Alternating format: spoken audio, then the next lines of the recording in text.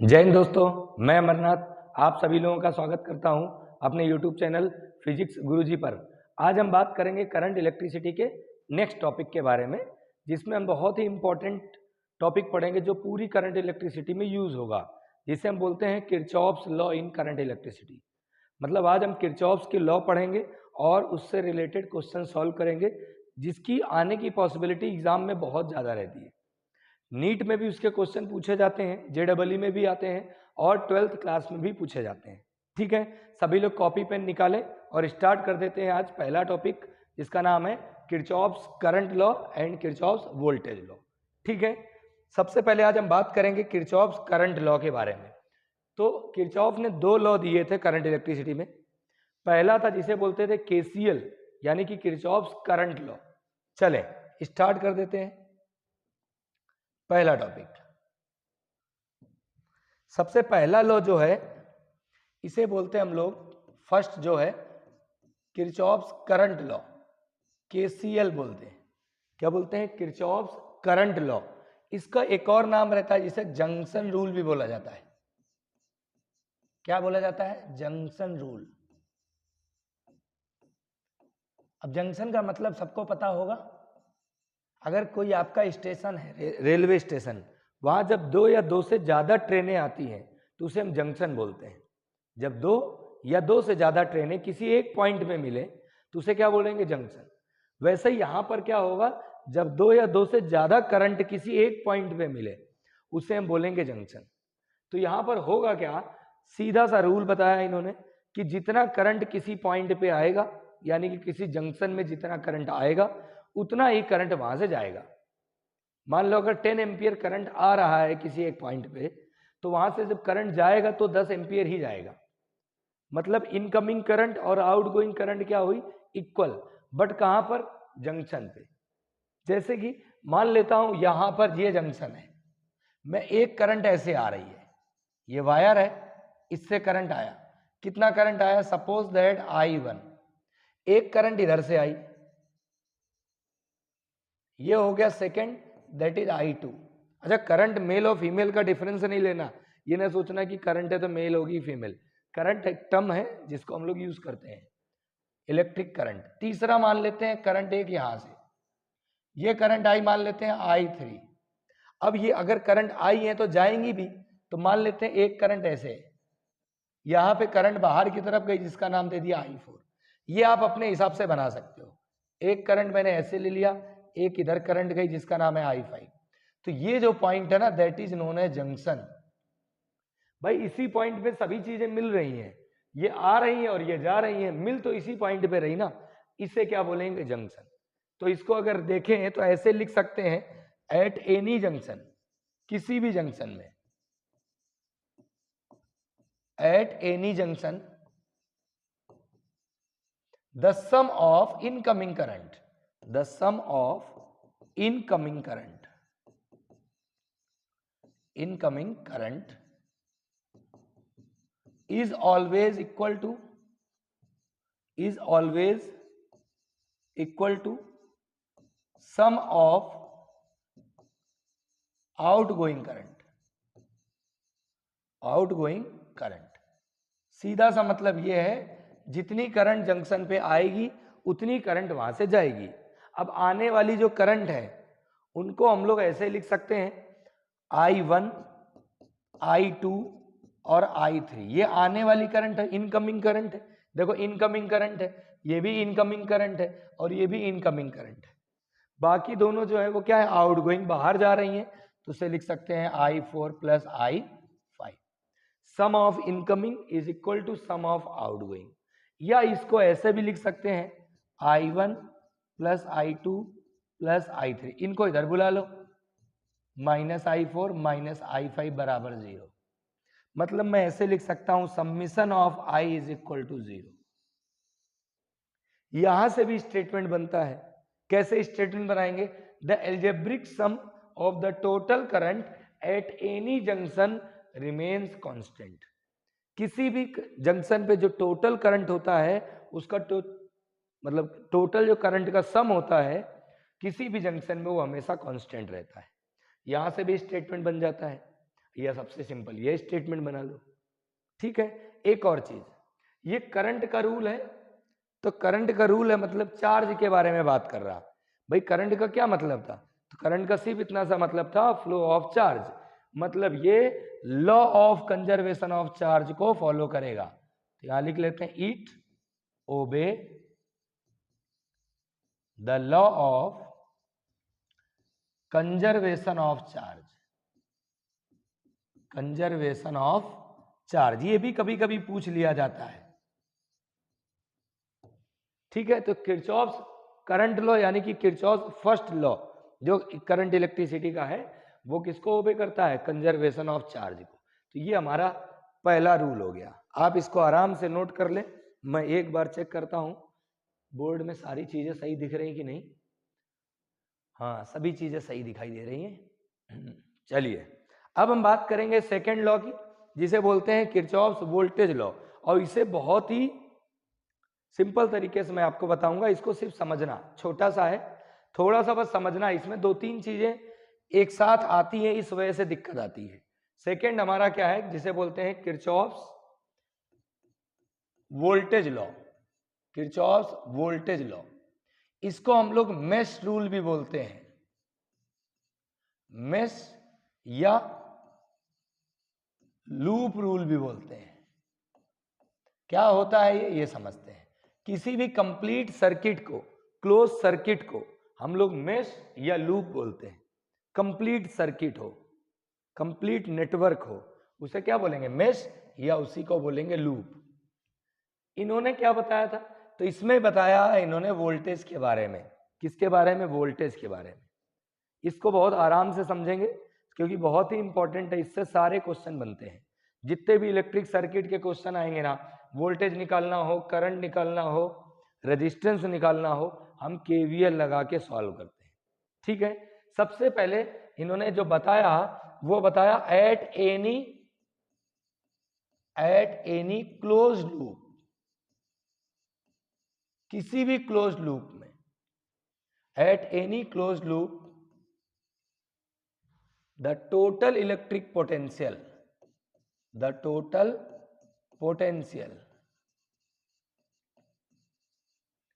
at any closed loop, the total potential always constant,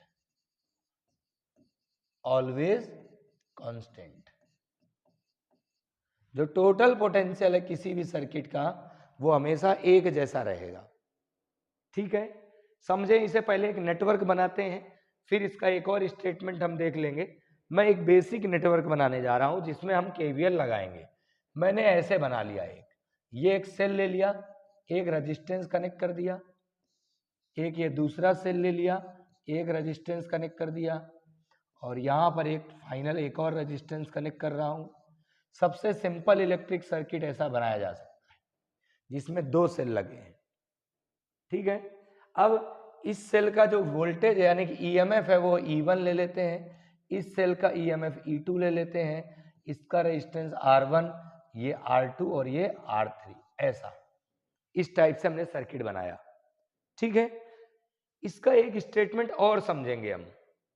पहले मैं यहां लिख देता हूं, टोटल पोटेंशियल जो था अलजेब्रिक वो कितना था, कांस्टेंट, तो summation of V equal to 0 ऐसा लिख देते हैं। इसको हम ऐसे भी लिख सकते थे इस फॉर्म पे, कैसे लिख सकते हैं, ऐसे और करके इसको इस टाइप से भी लिखा जाता है, summation of E is equal to summation of IR। भाई ये भी वोल्टेज ही है भाई, समेशन ऑफ E का मतलब हुआ total EMF of the circuit, that is potential, और IR का मतलब हुआ voltage drop across this resistance, voltage drop across this resistance, voltage drop across this resistance. तीनों को अगर सम करेंगे तो समेशन लगा देंगे। ठीक है, तो ये हमारा है केवीएल। इंपॉर्टेंट ये है कि हमें सिर्फ वोल्टेज के बारे में बात करना है, किरचॉफ्स वोल्टेज लॉ नाम है, मतलब सिर्फ पोटेंशियल के बारे में ही बात होगी, बाकी किसी के बारे में नहीं। चलिए, ये नेटवर्क है। सबसे पहले इसमें करंट की डायरेक्शन हम डिसाइड करते हैं कि करंट कैसे चलेगा। तो अगर यहां से देखें तो करंट हमेशा प्लस टर्मिनल से माइनस टर्मिनल की तरफ चलता है। प्लस जो बड़ा वाला टर्मिनल होता है वो प्लस होता है, जो छोटा वाला होता है माइनस होता है। बड़ा वाला टर्मिनल प्लस होता है, छोटा वाला माइनस होता है। मतलब इस सेल में, पहले वाले सेल में जो करंट चलेगा वो ऐसे जाएगा, इस डायरेक्शन। कितना करंट? I1। नाम दे देता हूं मैं A, इसका नाम B, ये हो गया C, ये D, E और F। देखो ABCD भी लिखनी आ गई। ठीक है, अब देखें तो करंट ऐसे जा रहा है इसमें, ये एक ब्रांच है, ये दूसरी ब्रांच है और ये तीसरी ब्रांच है। 3 ब्रांचें हैं, तो ध्यान ये रखना है कि एक ब्रांच में एक जैसा करंट चलेगा। जैसे इस ब्रांच में अगर 2 एम्पियर है तो 2 एम्पियर रहेगा, इस ब्रांच में अगर 3 एम्पियर है तो 3 एम्पियर रहेगा, इस ब्रांच में अगर 5 एम्पियर है तो 5 एम्पियर रहेगा। 5 से 6 नहीं होगा। मतलब किसी एक ब्रांच में एक जैसा करंट चलता है। ठीक है, अब यहां देखें इस वाले सेल से करंट कैसे चलेगा? प्लस से माइनस, तो ऐसे करंट चलेगा I2। अब अगर ध्यान से देखें तो ये करंट ऐसे इनकमिंग है, ऐसे आ रहा, और ये करंट ऐसे आ रहा, तो ये जंक्शन नहीं हुआ। जंक्शन जब कभी देखना हो तो अगर टी का फॉर्मेशन हो जाए, क्या हो जाए? टी का फॉर्मेशन, वो जंक्शन कहलाता है। जैसे यहां से करंट आ रहा, एक करंट यहां आ रहा, तो कॉमन सी बात है ये इनकमिंग हुई, ये भी इनकमिंग हुई, तो ये आउटगोइंग ऐसे जाएगा, कंफर्म है।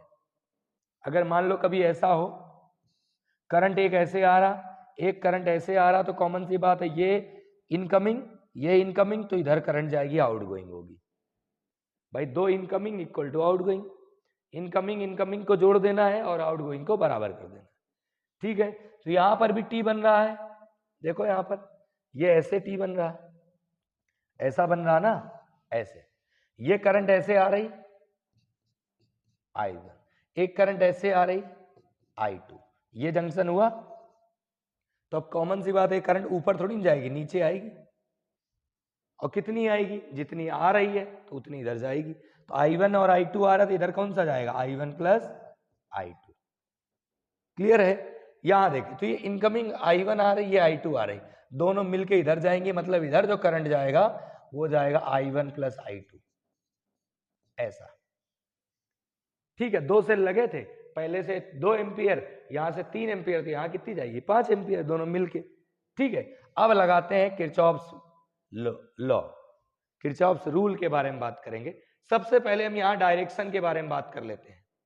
जब करंट किसी भी रेजिस्टेंस में एंटर करेगी, ये साइन कन्वेंशन है जो हम यूज करते हैं किरचॉफ्स लॉ लगाने के लिए। जो नियम बनाए किरचॉफ ने, उनके बारे में बात करेंगे। सिर्फ यही चीज समझना है, एक, सिर्फ एक, ये तो हमने देख ही लिया। समझना ये है, सॉरी, इस वाली ब्रांच में जो करंट चलेगा वो ऐसे चलेगा। कैसे चलेगा? एफ से ए की तरफ। इस वाली ब्रांच में जो करंट आएगा वो ऐसे जा रहा, ई से बी की तरफ। इस वाली ब्रांच में जो करंट जा रहा है ऐसे जा रहा, डी से ए बी सी। अरे यार, क्या ए बी सी डी भी नहीं लिख पा रहे हैं अपन? ये सी था, है ना, A B C D E F, ऐसे। अब इस ब्रांच में करंट कैसे जा रहा है? ऐसे जा रहा। ठीक है, सबसे पहले ये देखें, जब करंट ऐसे जा रहा, तो जब करंट किसी रेजिस्टेंस में एंटर करेगा वो हम प्लस साइन लेंगे, और जब लीव करेगा तो माइनस साइन लेंगे। इस ब्रांच में करंट ऐसे आ रहा है, तो जब एंटर करेगा तो प्लस साइन आएगा, और जब लीव करेगा रेजिस्टेंस को तो माइनस साइन आएगा। इस वाली ब्रांच की बात करें तो करंट ऐसे जाएगा, तो एंटर करेगा तो प्लस, और लीव करेगा तो माइनस। सिर्फ इस चीज का ध्यान रखना है, करंट कैसे एंटर करेगा और कैसे लीव करेगा, बस इतना क्लियर हो गया सभी लोगों को। अब हम बात करते हैं, यहां पर देखें क्लोज सर्किट कितने हैं। तो क्लोज सर्किट की बात कर रहे हैं, एक सर्किट बन रहा A B E F A, ये पहला सर्किट हुआ क्लोज सर्किट। एक सर्किट बन रहा है B C D E B, एक ये वाला सर्किट हो गया, 2 हो गए। एक और बन रहा है ये बाहर वाला लूप, ऐसा। अगर ऐसे चले तो एक सर्किट ये भी बन रहा है। हम यहां पे फिलहाल तो 2 लूप लगाएंगे। लूप मतलब क्लोज सर्किट में केवीएल अप्लाई करना, तो मैं पहले इसमें अप्लाई करता हूं। अब देखें, यहां से स्टार्ट करता हूं, केवीएल लगाते कैसे है ना। पहला, apply KVL in first loop. कैसे चलेंगे? ऐसे ले लेते हैं, ऐसे ले लेते हैं। ए, फिर बी, फिर ई, फिर एफ, फिर ए। ये पहला लूप हो गया। मैं यहां पर जो लूप की डायरेक्शन ले रहा हूं ऐसे ले रहा हूं। आप चाहो तो उल्टा भी ले सकते हो, कोई दिक्कत वाली बात नहीं है, अपने हिसाब से आप लूप अप्लाई कर सकते हो। मैंने जो लूप लगाया वो ऐसे लगाया, this is our first loop, ये पहला लूप है। तो हम ऐसे चल रहे हैं, ए से बी, बी से ई से एफ, एफ से ए। लूप की डायरेक्शन बहुत इंपॉर्टेंट रहती है। आप जिस डायरेक्शन में लूप लगाओगे वो ऐसे ही चलना है। अगर मैं पहले ऐसे जाऊंगा तो ऐसे ही जाऊंगा, फिर इधर जाऊंगा, फिर ऐसे घूम के ऐसे आऊंगा। अगर आप चाहो तो उल्टा भी जा सकते हो, कोई दिक्कत नहीं है, आप कैसे भी लूप लगाओ। तो मैं फिलहाल तो ए से बी ऐसे चलूंगा। नॉर्मली हम करंट की डायरेक्शन में लूप अप्लाई करते हैं। फिलहाल लूप अप्लाई करें तो यहाँ लूप अप्लाई करने के पहले यहाँ देखें कितने वोल्टेज मिलेंगे। भाई वोल्टेज रूल है तो वोल्टेज मिलेंगे। एक ये मिलेगा वोल्टेज सोर्स है, एक ये मिलेगा वोल्टेज सोर्स है, एक यहाँ मिलेगा वोल्टेज, एक यहाँ मिलेगा वोल्टेज। चार जगह मिलेंगी, चार चीजें मिलेंगी ना रास्ते में अपने को। भाई यहां से अगर चलना शुरू करेंगे तो ये मिलेगा एक, दूसरा ये मिलेगा, तीसरा ये, चौथा ये, ऐसे मिलेंगे चार लोग। इसका वोल्टेज कितना है तो इसका तो सीधा लिखा E1। अगर कोई सेल लगा है तो उसका वोल्टेज आपको दिया होगा कि 5 वोल्ट है सेल का, कि 9 वोल्ट का सेल है। जितने वोल्ट का सेल हो उसका EMF यानी कि वोल्टेज दिया होगा। तो इसका वोल्टेज लिख देंगे सीधा सीधा, इसका वोल्टेज भी सीधा सीधा। अब इसमें वोल्टेज कितना जा रहा है तो यहां पे वोल्टेज जाएगा करंट इंटू रेजिस्टेंस। भाई वोल्टेज क्या होता है तो V इक्वल टू होता है ना I इंटू आर। तो जब कभी रेजिस्टेंस मिले तो वहां पर हम I इंटू आर लिखेंगे। जो इस ब्रांच में करंट हो और जो रेजिस्टेंस है दोनों का मल्टीप्लाई करना है। सेम यहां पर कितना वोल्टेज I इंटू आर। ठीक है, चलिए अप्लाई करते हैं। पहले यहां से स्टार्ट कर देता हूं, ऐसे, फिर ऐसे। जब ऐसे जाएंगे तो लीविंग साइन देखना है, बाहर जाते समय कौन सा साइन मिल रहा।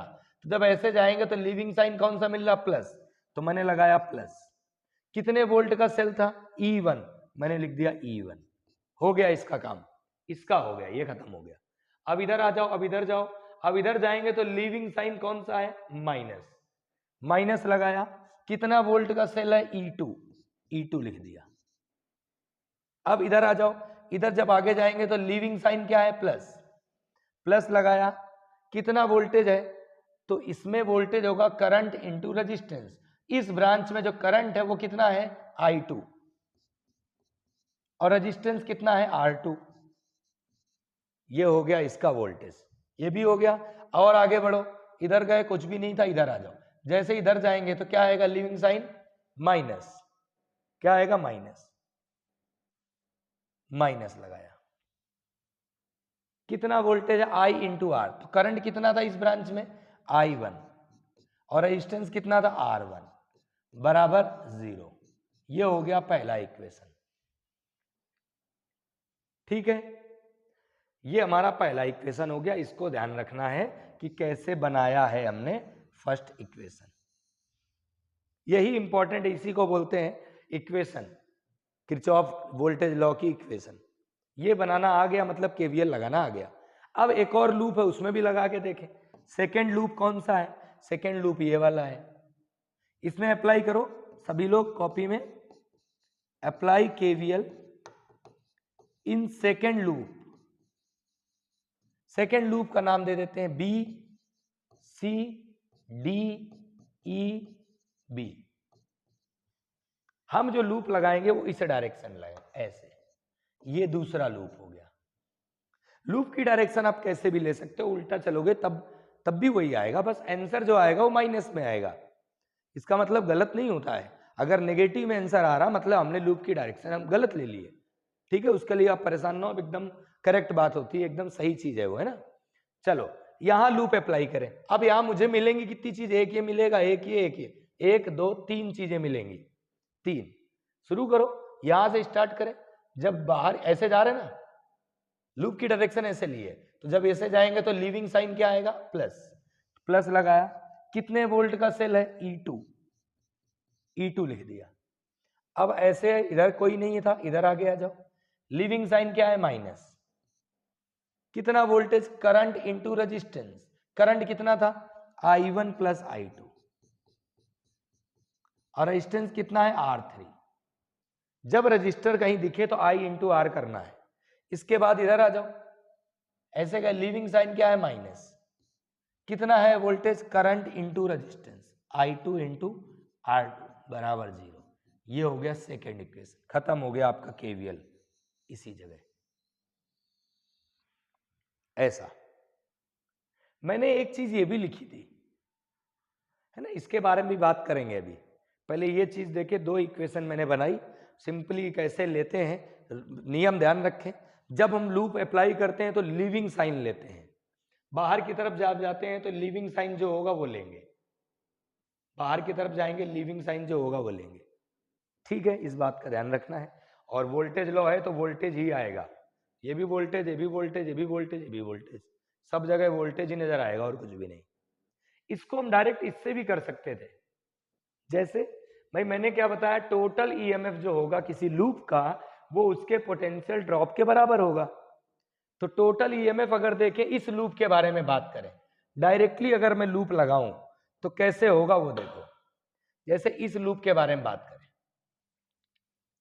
भाई मैं इधर जाता प्लस का E1 आता, इधर जाता माइनस का E2 आता, मतलब बैटरी दोनों एक्चुअल में गलत डायरेक्शन में लगी है। अगर ऐसे लूप देखें तो भाई प्लस वाला टर्मिनल तो प्लस से कनेक्ट हुआ ना, जबकि प्लस माइनस से कनेक्ट होता है तो ऐड हो जाते हैं वोल्टेज। फिलहाल अगर देखें तो प्लस E1 माइनस E2, मतलब अगर देखें तो डायरेक्ट मैं E1 माइनस E2 लिख सकता था, ऐसे प्लस E1 और माइनस E2 तो V1 माइनस E2। ये हो गया net EMF equal to net voltage drop. इसमें वोल्टेज कितना जाएगा IR, इसमें कितना जाएगा IR, तो इसमें हो गया I1 R1 और इसमें हो गया I2 R2, खत्म। वही चीज लिखी आप देख लो, देख लो आराम से मिला लो आप।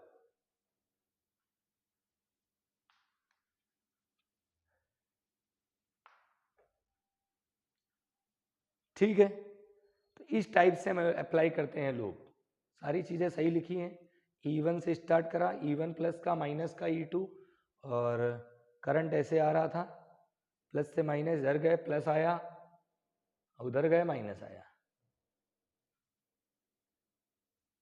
ठीक है, चलिए, तो ये हमारा हो गया। फिलहाल तो KVL अप्लाई कैसे करते हैं, हम आगे भी KVL अप्लाई करेंगे, अभी हम लोग व्हीटस्टोन ब्रिज पढ़ेंगे। फिलहाल ये हमारा वोल्टेज का लॉ है, इसलिए ये law of conservation of energy को फॉलो करेगा। It obey the law of conservation of energy, conservation of energy, ये law of conservation of energy को फॉलो करता है कौन, किरचॉफ्स वोल्टेज लॉ, KVL। ठीक है,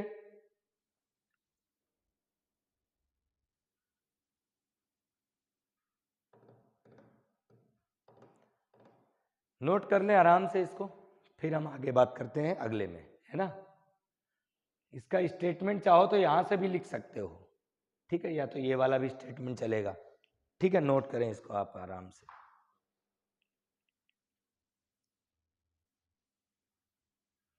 चलिए आगे बात करते हैं नेक्स्ट पे। अगला है हमारा व्हीटस्टोन ब्रिज। यहां फिर से हम KVL अप्लाई करेंगे। पहले ये समझते हैं व्हीटस्टोन ब्रिज क्या था।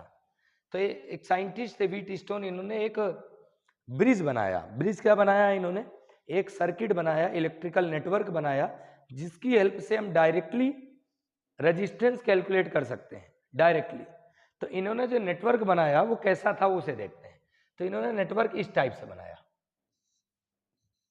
क्वाड्रिलेटरल बनाया, ऐसे।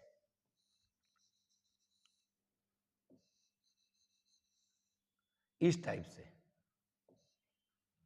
यहां रेजिस्टेंस के नाम अलग अलग ले लिए, मैं यहां पर PQRS ले लेता हूं, R1 R2 R3 R4 भी लिए जाते हैं, मैं यहां PQRS लेता हूं।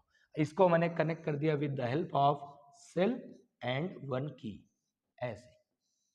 ये सर्किट उन्होंने दिया और इसे व्हीटस्टोन ब्रिज, ब्रिज इसलिए बोलते हैं क्योंकि अगर यहां से मान लो ये V वोल्ट की बैटरी है, करंट अगर यहां से गई, मान लो करंट आई गया, अब आई करंट जाने के बाद इस पॉइंट पे करंट डिवाइड होगा, करंट एक इधर जाएगा, एक करंट इधर जाएगा। इधर जो करंट गया मानते हैं I1 गया, और इधर जो करंट गया वो I2 गया। अब ये जो करंट जा रहा वही का वही करंट इधर जाता, ये जो करंट जा रहा वही का वही इधर जाता। तो इन्होंने क्या करा, इन दोनों के बीच में ब्रिज बना दिया, जिसको बोलते हैं गैल्वेनोमीटर। ऐसे ये लगा दिया, ये हो गया हमारा सर्किट। अब अगर देखें तो करंट ऐसे कितना गया, I1, इस पॉइंट पे आए, ये पॉइंट हो गया B, तो यहां पे करंट डिवाइड होगा। भाई अगर करंट I ऐसे जा रहा है तो इस पॉइंट में जाएगा, तो दो रास्ते हैं ना करंट जाने के, एक करंट इधर जाएगा और एक करंट इधर जाएगा। तो यहां पे जो करंट गया वो गया IG, that is galvanometer current, और यहां जो करंट गया दैट इज I3। अब एक I2 ऐसे आ रहा, इस पॉइंट में करंट कौन सा, I2, यहां पे कैसे IG, तो मिलके तो इधर जाएंगे, तो ये हो गया हमारे मान लिया I4। भाई देखो ये हमारा ये जंक्शन बन रहा, ये इनकमिंग करंट है, ये भी इनकमिंग करंट है, मिलेंगे तो इधर जाएंगे आउटगोइंग। नाम मैंने अलग अलग दे दिया, I1, I2, I3, I4। नाम ये दे देते हैं A, B, इसका नाम दे देते हैं C, और इसका नाम दे देते हैं D। ऐसा ये इन्होंने सर्किट बनाया, ये व्हीटस्टोन ब्रिज इसे बोलते हैं। इस सर्किट में इन्होंने क्या करा, इन्होंने अननोन 3 रेजिस्टेंस नोन होंगे, जैसे यहां पर जो नोन रेजिस्टेंस है वो एक P, Q, R, हमारे 3 रेजिस्टेंस है जो नोन है, जिन्हें पता है कि इनकी वैल्यू जितनी भी है, और हमारा अननोन रेजिस्टेंस ये है। अब हम क्या करेंगे, यहां पे रेजिस्टेंस R को कुछ इस टाइप से वेरी करते हैं, R को हम कुछ ऐसे वेरी करते हैं कि गैल्वेनोमीटर में कोई भी करंट नहीं जाता। ठीक है, तो ये हमारा जो व्हीटस्टोन ब्रिज है इसकी कंडीशन है एक, क्या कंडीशन है वो समझे। तो यहां लिख लेते हैं resistance R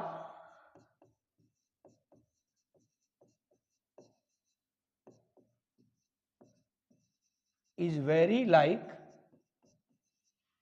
there is no current, there is no current passing from galvanometer। हम ऐसे रेजिस्टेंस को चेंज करेंगे जिससे कि गैल्वेनोमीटर में कोई भी करंट ना जाए। अब आप सोच रहे होगे कि इसको चेंज करने से गैल्वेनोमीटर में करंट कैसे नहीं जाएगा, तो भाई जब रेजिस्टेंस हम चेंज करेंगे तो करंट की वैल्यू चेंज होगी। रेजिस्टेंस अगर ये चेंज करेंगे तो करंट की वैल्यू चेंज होगी, अगर यहाँ करंट चेंज हुआ तो ये भी करंट चेंज होगा। भाई मान लो 10 एम्पियर करंट आ रहा है, अभी ये 5 इधर जा रहा, 5 इधर जा रहा, मैं यहाँ रेजिस्टेंस अगर चेंज करूंगा तो करंट चेंज हो जाएगा, अगर ये वाला करंट चेंज हुआ तो ये भी चेंज होगा।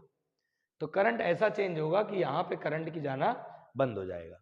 मतलब ये होगा पोटेंशियल बी पॉइंट पे और डी पॉइंट का सेम हो जाएगा। मतलब इसे बोलते हैं at balance condition, at balance condition of bridge, इसे हम बैलेंस कंडीशन बोलते हैं। At balance condition of bridge potential at B is equal to potential at D, so galvanometer current is 0। ये लाइन आपको ध्यान रखनी है, ये वाली, मतलब इससे कोई भी करंट नहीं जाएगा, ये बैलेंस कंडीशन बताया। और उस समय होता क्या है, P by Q equal to R by L, ये डायरेक्ट रिजल्ट दिया इन्होंने। मतलब यहां का रेजिस्टेंस डिवाइड बाय ये इक्वल टू यहां रेजिस्टेंस डिवाइड बाय ये ध्यान रखना, this by this equal to this by this. अगर बैलेंस ब्रिज है तो यहां से आता है न्यूमेरिकल, आपको ये ध्यान रखना पड़ेगा कि ब्रिज अगर बैलेंस है तो P by Q equal to R by S होगा। अब हमें प्रूव करना है कि ये कैसे होगा, ठीक है, तो उसे हम प्रूव करते हैं। तो यहां से लेते हैं इसका डेरिवेशन, यहां से, ये तो एक तरह से स्टेटमेंट हो गया। अगर आपसे पूछे what is Wheatstone bridge, what is the balance condition of bridge, तो क्या बताओगे व्हीटस्टोन ब्रिज क्या है, तो it is a quadrilateral form in which 4 resistance R connected such that this one, ऐसे बना देंगे। अब बैलेंस कंडीशन क्या है? तो बैलेंस कंडीशन ऐसी कंडीशन है जब पॉइंट बी का पोटेंशियल और पॉइंट डी का पोटेंशियल सेम हो जाए। अगर ऐसा होगा there is no current passing from galvanometer, इससे कोई भी करंट नहीं जाएगा। करंट अगर नहीं जाएगा उस समय कंडीशन ये आएगी, इसे बोलते हैं बैलेंस कंडीशन ऑफ ब्रिज। ठीक है, जब ब्रिज बैलेंस होगा तो ये रिलेशन आएगा। ठीक, अब हम बात करते हैं इसको प्रूव करने की कि कैसे प्रूव करेंगे। तो यहां भी हम क्या लगाएंगे? केवीएल। कैसे लगेगा केवीएल? देखो, करंट अगर यहां पर देखें, एक लूप मुझे ऐसा दिख रहा, ये पहला लूप, एक लूप ऐसा दिख रहा, ये दूसरा लूप, दो लूप दिख रहे हैं क्लोज। वैसे एक लूप ऐसे भी बन सकता है, ये वाला यहां से ऐसे, तीन, एक ऐसे भी बन सकता है, चार, इस टाइप से। फिलहाल हमें यहां दो लूप लगाने हैं और इजीली बनेगा। सबसे पहले मैं लूप लगाऊंगा ये, ए से बी जाऊंगा, बी से डी आऊंगा, डी से ए, ऐसे। तो पहले करंट की डायरेक्शन जो बनी है उसके अकॉर्डिंग साइन बना ले, प्लस माइनस। तो करंट जब एंटर करेगा तो साइन कैसा लेंगे? प्लस, और जब लीव करेगा साइन कैसा लेंगे? माइनस। करंट इस वायर में जब एंटर करेगा तो क्या? प्लस। लीव करेगा तो माइनस। करंट जब इसमें एंटर करेगा तो साइन क्या होगा? प्लस, और लीव करेगा तो माइनस। यहां पर देखो, करंट जब एंटर करेगा तो साइन लेंगे प्लस, और लीव करेगा तो क्या लेंगे? माइनस। इस ब्रांच में देखिए, करंट एंटर करेगा तो साइन लेंगे प्लस, और लीव करेंगे तो माइनस। ये हमने प्लस माइनस बना लिए। जब करंट एंटर करता है तो पॉजिटिव साइन, लीव करता है तो नेगेटिव साइन। ठीक है, और ऐसा फिक्स नहीं होता है, सभी टीचर अलग अलग आपको बताएंगे। हो सकता है कुछ टीचर आपको ऐसे बताएं कि जब करंट एंटर करेगा तो माइनस लेंगे, लीव करेगा तो प्लस लेंगे, वो भी करेक्ट है। ठीक है, मैं ज्यादा बेटर ये रहता है, नॉर्मली सारे टीचर इसको प्रिफर करते हैं, इसलिए मैंने ऐसा लिया है, प्लस से एंटर, लीव करेंगे माइनस। ठीक है, अब हम लगाएंगे यहां केवीएल, किरचॉफ्स लॉ। तो अप्लाई करते हैं किरचॉफ्स लॉ। तो पहले किस लूप में लगाएंगे वो लिखते हैं, अप्लाई केवीएल इन लूप, नाम दे दे ए से आएंगे बी, बी से गए गैल्वेनोमीटर, गैल्वेनोमीटर से आए डी पे, डी से आए ए पे। ये लो भाई, इसमें लूप लगाएंगे। किसमें? इसमें, A B G D A, ऐसे। लूप की डायरेक्शन क्या ले? ऐसे ले लेते हैं लूप की डायरेक्शन। ये हो गया हमारा पहला लूप, फर्स्ट लूप। डायरेक्शन क्या लिया? ऐसे। तो अगर ऐसे डायरेक्शन लिया तो आप ऐसे ही चलोगे। डायरेक्शन अगर ऐसे लिया है तो आप उल्टा नहीं चलना, गलत हो जाएगा। जिस डायरेक्शन में लूप लिया है उसी डायरेक्शन में अप्लाई करो। मैं यहां से शुरू होता हूं, शुरू करूंगा, ऐसे जाऊंगा, फिर ऐसे जाऊंगा, और फिर ऐसे जाऊंगा। कितने लोग मिलेंगे? तीन। जब ऐसे जाऊंगा तो एक भाई ये मिलेगा, ये भी भाई मिलेगा, और ये एक बहनी ऐसे मिलेगी, मतलब कि तीन मिलेंगे। ठीक है, तीन मिलेंगे। चलो शुरू हो जाओ। चलो अप्लाई करें पहले इसमें। जब ऐसे जाएंगे तो लीविंग साइन क्या है? माइनस। माइनस कितना वोल्टेज जाएगा इसमें? Current into resistance. तो करंट कितना? I1, रेजिस्टेंस कितना? P। ये हो गया, इसका काम खत्म। अब इधर आ जाओ, अब ऐसे जाएंगे, लिविंग साइन क्या है? माइनस। माइनस लगाओ। कितना करंट इसमें जा रहा? IG, और इसका रेजिस्टेंस कितना है? Capital G, that is the resistance. अब ये भी मिल गया। अब इधर आ जाओ, अब इधर जाओगे साइन क्या आएगा? प्लस। कितना करंट जा रहा है? I2, और रेजिस्टेंस कितना है? R, equal to 0। खत्म हो गया लूप, इतना ही सा है बस। अब हमने क्या पढ़ा था? बैलेंस कंडीशन में IG 0 होता है, तो यहां लिख लो, in balance condition of bridge, balance condition में IG क्या होता है? 0। IG 0। अगर IG 0 है तो इसको 0 कर दो। तो मैं इसको ऐसे नहीं लिख सकता I1P इक्वल टू, इसको माइनस वाले इधर ले जाओ प्लस तरफ, तो मैं ऐसे लिख देता हूं इसको, I1P इक्वल टू I2R। ये ना I2 है ना, माइनस I1P, ये 0 हो गया, ये I2R, तो मैंने I1P को उधर भेज दिया, तो ये हो गया I1P इक्वल टू I2R। ये देखिए, I1P इक्वल टू I2R, ये हो गया हमारा पहला इक्वेशन। अब दूसरे वाले में लूप अप्लाई करो। अब किस में अप्लाई करें? इसमें। डायरेक्शन जो लेना चाहो आपकी इच्छा, मैं ऐसे ले लेता हूं, ऐसे चलूंगा। ठीक है, तो डायरेक्शन ले लेते हैं सी बी जी डी ए। चलिए तो यहां अप्लाई कर देते हैं, just minute. Apply loop, apply KVL in loop, कहां से स्टार्ट करा था, A B C, C B G D C, ऐसा C C B G D सी, ऐसे। अब लूप अप्लाई करो, कैसे अप्लाई करेंगे लूप, तो वही तरीका लूप अप्लाई करने का। सबसे पहले इधर जाएंगे, ये मिलेगा भाई, एक भाई ये मिलेगा और एक बहन ये मिलेगी, ऐसे। तो जब मैं इधर जाऊंगा तो ऐसे जाऊंगा मैं ना, मैंने लूप ऐसे लिया है इसलिए ऐसे जाऊंगा। तो पहले ऐसे जाओ, लीविंग साइन क्या है, प्लस, प्लस आई आर, तो प्लस लगाया, आई कितना था, प्लस लगाया, आई कितना था, आई 3, और रेजिस्टेंस की जगह क्या है, क्यू, तो ये लिख दिया आई 3 इंटू क्यू, ऐसा। अब दूसरे में आ जाओ, ये वाला तो हो गया, अब इधर आओ, इधर आएंगे तो साइन कैसा, माइनस, माइनस का आई इंटू आर, माइनस का आई और इंटू आर, ये भी हो गया। अब इधर आ जाओ, ये भी हो गया ना। अब इधर आओ, इधर जाएंगे तो लीविंग साइन क्या है, माइनस, माइनस का आई इंटू आर, माइनस का I 4 into R equal to 0। Loop apply कैसे करते हैं वो आना चाहिए, बाकी कोई दिक्कत नहीं। अब यहां इनबैलेंस कंडीशन, इनबैलेंस ब्रिज,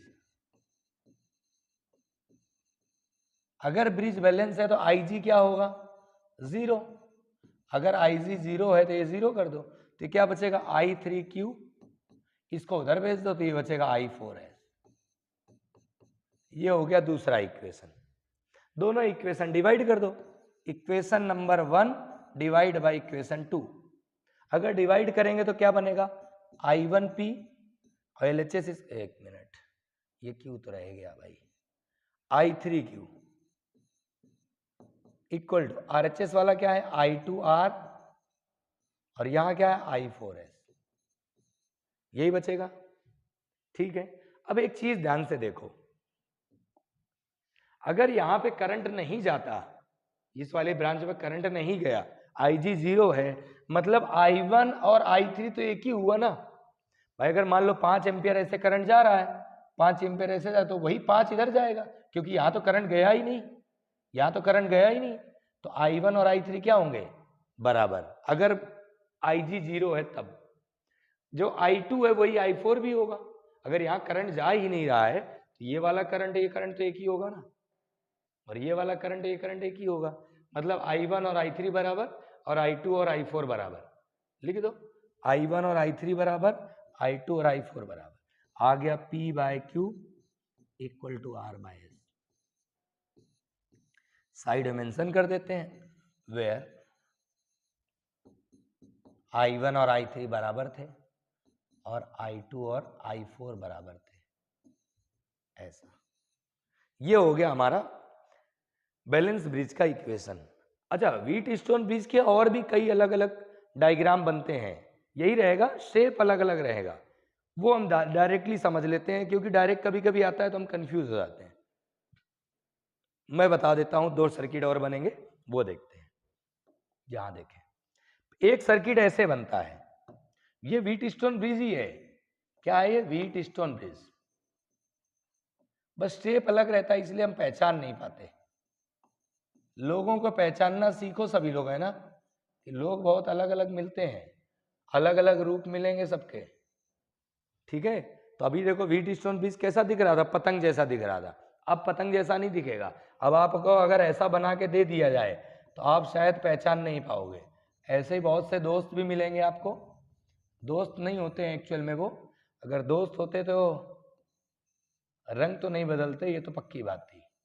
अब कोई इसको देख के बता सकता है कि ये व्हीट स्टोन ब्रिज है, बोलो। ये लो भाई, ये हमारा हो गया व्हीट स्टोन ब्रिज, वही है जो पतंग बनाया था अभी, सेम वही है। अब सोच रहे होगे ये कैसे है वो, ध्यान रखो, ये वाला P है, ये वाला Q है, ये वाला R है, ये वाला S है, और ये है गैल्वेनोमीटर। ठीक है, न्यूमेरिकल कराऊंगा तो मैं पूरे तार खोलूंगा कि कैसे बना, इस साइड में बता दूंगा, अभी बता दूंगा। ये तो पहला हो गया। एक और देखो, ये तो दूसरा रंग देखो, ये तो एक था, एक और है व्हीटस्टोन ब्रिज। डायरेक्ट सर्किट बना देता हूं, ऐसे भी बनता है। विश्वास नहीं हो रहा होगा कि लोग ऐसे भी होंगे कि देखो कितने रंग बदल रहा।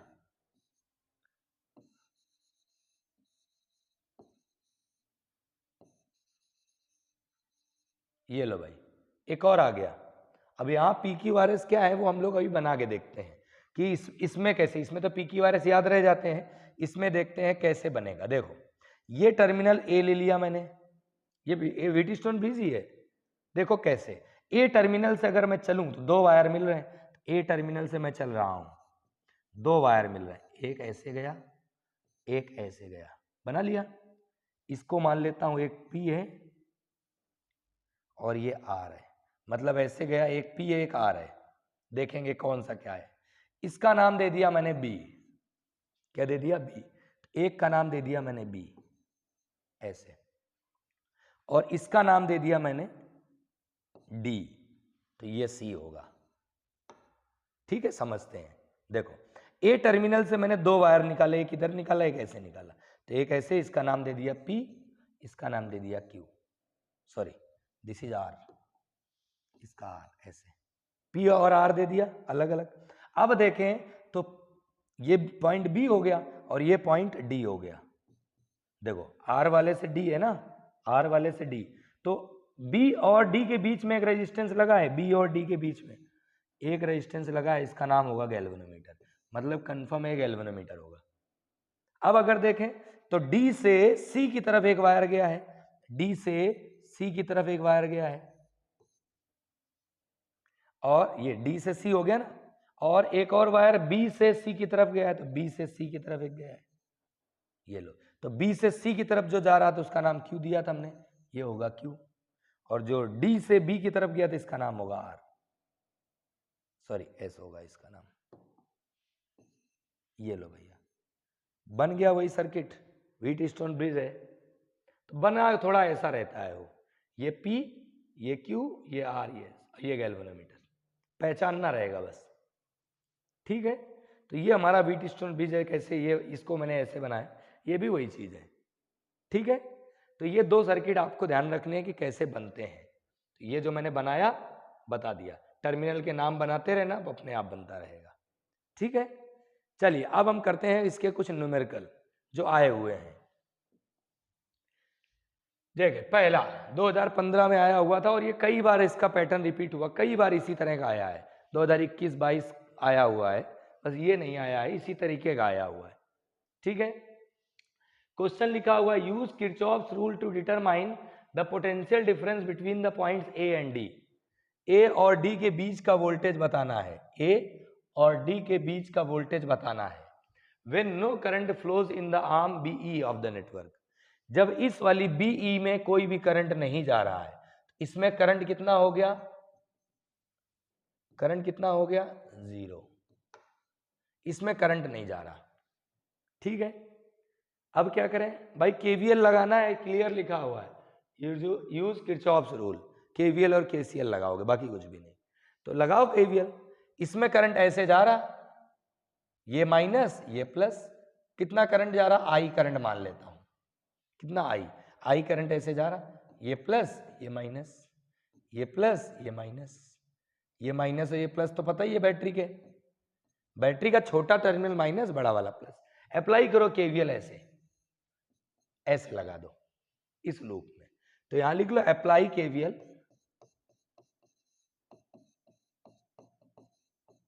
इन लूप, किसमें, ए से शुरू करो, ए, फिर कहां गए एफ, फिर कहां गए ई, फिर किधर है, नीचे की तरफ आए बी, अब बी के बाद किधर है ए, ये लो ऐसे लगाया, ये ऐसे गए।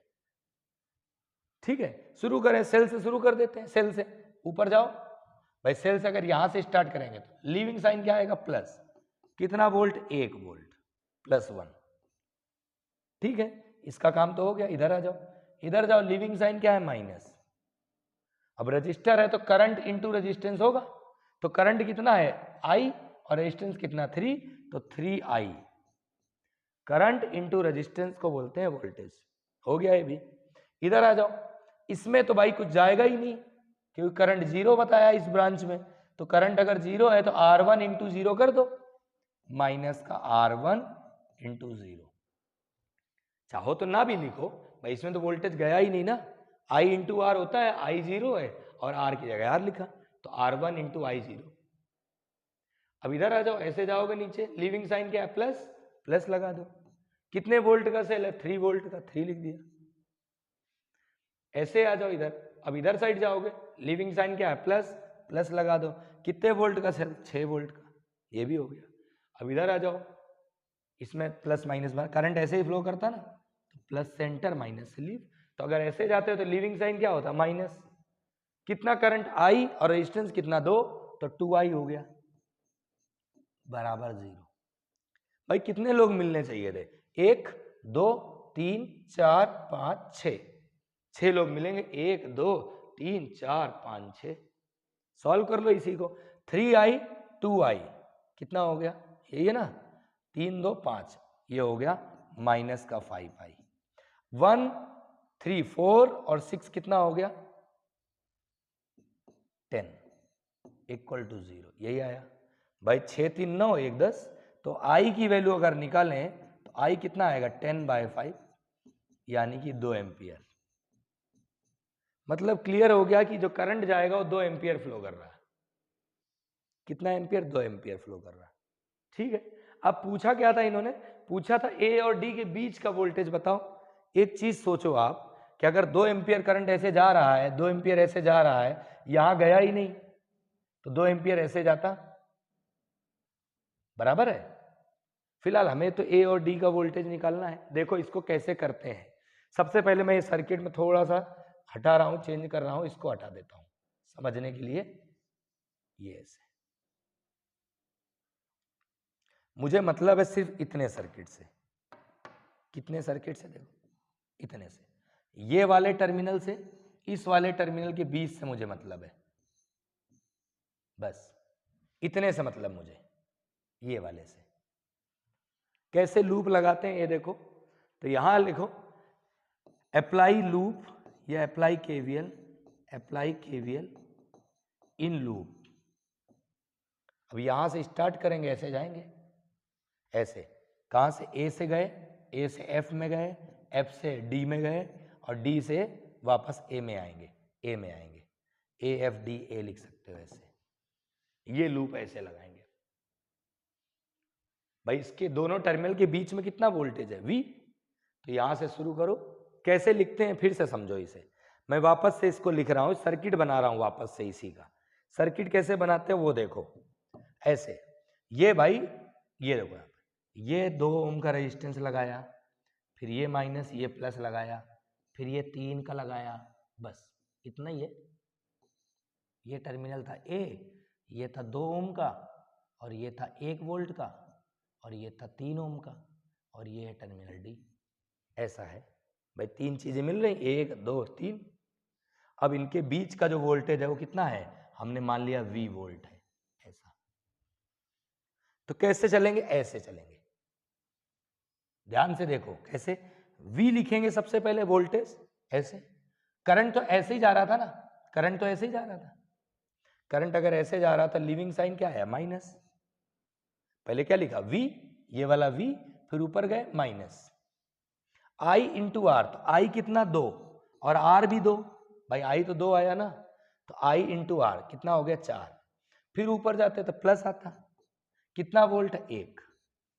फिर ऊपर जाते तो माइनस आता, कितना, I इंटू आर, तो 3 इंटू 2 बराबर 0। खत्म हो गया भाई। इसमें लगा के देखो, V minus I are plus का 1 माइनस आई आर।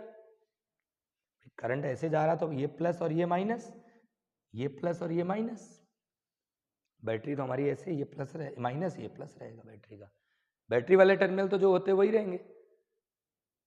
सिंपल सा है, सॉल्व करो तो V इक्वल टू कितना आता, ये हुआ 4 प्लस 1 माइनस 6 बराबर 0। 4 और 6 कितना हुआ, 10 में 1 गया, कितना बचा, माइनस 9। उधर भेजो तो कितना है, 9 वोल्ट। मतलब V की वैल्यू आ गई हमारे पास 9 वोल्ट। ए और डी के क्रॉस वोल्टेज आ गया, ए और डी के क्रॉस, ये VAD है। ठीक है, कैसे अप्लाई करेंगे? जब कभी भी किसी भी टर्मिनल के क्रॉस वोल्टेज पूछे तो वहां से स्टार्ट करना, V माइनस IR जो भी हो, माइनस हो प्लस हो, स्टार्ट वोल्टेज से करना V, फिर इसके बाद प्लस हो या माइनस हो जैसा भी हो। मैंने ऐसे शुरू करा, V, फिर इधर गया minus I into R, minus I into R, फिर इधर गया प्लस का 1, प्लस का 1, फिर इधर गया माइनस लगाया, माइनस लगाया, I इंटू आर, I 2 था, R 3 था, 0, बराबर कर दिया, सॉल्व कर लिया। ठीक है, ये एक नेटवर्क है, इस तरह से क्वेश्चन आते हैं, तो आपको तरीका बता दिया है मैंने कैसे सॉल्व करना है। मैं एक बार बोर्ड चेक करता हूं, आप इसको आराम से समझें और नोट करें। चलिए अगला क्वेश्चन देखते हैं। ठीक है, अगला क्वेश्चन क्या है?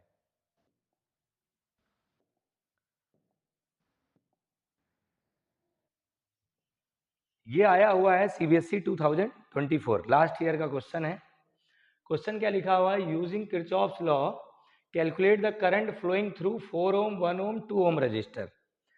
यहाँ लिखा है 4 ओम, ये 2 ओम, ये 1 ओम, इसमें हमें करंट बताना है और यूज करना है किरचॉफ्स लॉ, यानी KVL और KCL आप यूज कर सकते हो। ठीक है, तो ये बैटरी से तो क्लियर होगा कि बड़ा वाला टर्मिनल प्लस और छोटा वाला माइनस है, इसमें तो कोई दिक्कत नहीं। मेन क्या है? करंट का डिस्ट्रीब्यूशन देखना है। ठीक है, अच्छा, यहां अगर ध्यान से देखें तो एक करंट यहां से जा रहा होगा, ये तो पक्की बात है, करंट ऐसे जा रहा होगा, वही करंट ऐसे करके इधर घूम के जाएगा। पॉइंट ये है कि एक करंट इधर भी आएगा या इधर जाएगा। तो एक काम करें, यहां से जो करंट आ रहा 6 वोल्ट से, मान लेते हैं वो करंट के आई आ रहा, कितना करंट आ रहा? आई। अब अगर ध्यान से देखें तो ये करंट ऐसे आया, इस पॉइंट में जाने के बाद करंट हमारा डिवाइड हो गया, एक करंट यहां चला गया और एक करंट यहां चला गया। ठीक है, यहां पे मान लेते हैं करंट कितना गया? I1, कितना गया? I1, और यहां करंट कितना गया? I2, ऐसे। ठीक है, ये करंट I आ रहा था, एक करंट इधर चला गया I1, ऐसे, प्लस से एंटर करेगा, माइनस से लीव करेगा I1, और I2 ऐसे चला गया, तो I2 ये प्लस से एंटर करेगा, लीव माइनस से करेगा, और यही I1 ऐसे जाके इधर मिलेगा और I2 जाके ऐसे मिलेगा, तो इस ब्रांच में करंट क्या आ जाएगा? I, प्लस से एंटर, माइनस से लीव, करंट क्या आएगा? I, ऐसा। ठीक है, देखो यहां से करंट मान लेते हैं I करंट आया ऐसे, इस पॉइंट में आया तो करंट एक इधर चला गया और एक इधर चला गया। भाई इससे तो करंट जाएगा, कंफर्म है, तो यहां भी तो करंट जाएगा। ये करंट आया I2 वाला पार्ट इधर, I1 वाला पार्ट इधर, I1 वाला ऐसे जा रहा था, I2 वाला ऐसे आया, इस पॉइंट Q पे मिल गए, I1 और I2 दोनों ऐड हो गए, वापस आ गए। ठीक है, अब हम इसको सॉल्व कर लेते हैं। तो अप्लाई करें पहले KVL इसमें, PQS में, तो apply KVL in loop PQSP, ऐसे घूमते हैं, कैसे? ऐसे, यहां से ऐसे, इस टाइप से। ठीक है, तो सबसे पहले बैटरी से ले लो, ऐसे जाएंगे राइट साइड, तो प्लस का 10 वोल्ट, भाई प्लस है ना बड़ा टर्मिनल, छोटा वाला माइनस, 10 वोल्ट, फिर इधर गए, living sign minus, I into R, तो इस ब्रांच में करंट कितना था? I1, तो 4 इंटू I1। ठीक है, अब इधर नीचे आ जाओ, तो living sign plus, I into R, I कितना? 2, और R कितना? I2 है, R 2 है, तो इसको लिख दिया 2I2 बराबर 0। ठीक है, ऐसे गए 1, 2 और ये 3 चीजें मिलनी थी, इसको सॉल्व कर लो। तो इसको ऐसे नहीं लिख सकते हम, 10 माइनस 2I1 प्लस I2 बराबर 0। इसको राइट साइड ले, 2 से डिवाइड कर दिया मैंने, 1 मिनट, 2 से डिवाइड किया ना, 5 आया। ठीक है, राइट साइड ले जाओ तो कितना आ गया? 2I1 minus I2 equal to 5, ये आ गया पहला इक्वेशन। ऐसे ही लूप अप्लाई करो दूसरे वाले में, अप्लाई लूप दूसरा वाला क्या बन रहा है?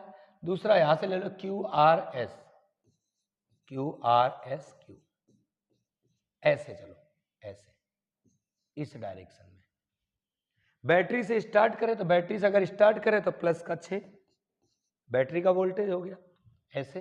फिर इधर जाते माइनस का I इंटू आर, तो यहां जाते तो I हमारा ये है, R ये है, तो 2I2। अब इधर जाते तो माइनस का 1I इंटू आर, तो I की जगह तो I है, इसको I1 प्लस I2 नहीं लिख सकते, और R की जगह 1 है बराबर 0। भाई I को तो मैं I1 प्लस I2 लिख सकता हूं ना। भाई करंट हमारा इनकमिंग, ये आउटगोइंग, ये आउटगोइंग, तो आउटगोइंग करंट का जो टोटल सम होगा वो इनकमिंग के बराबर होगा। तो I को क्या लिख सकते हैं, I1 प्लस I2, इसको लिखा 6 minus 2I2 minus I1 minus I2 बराबर 0।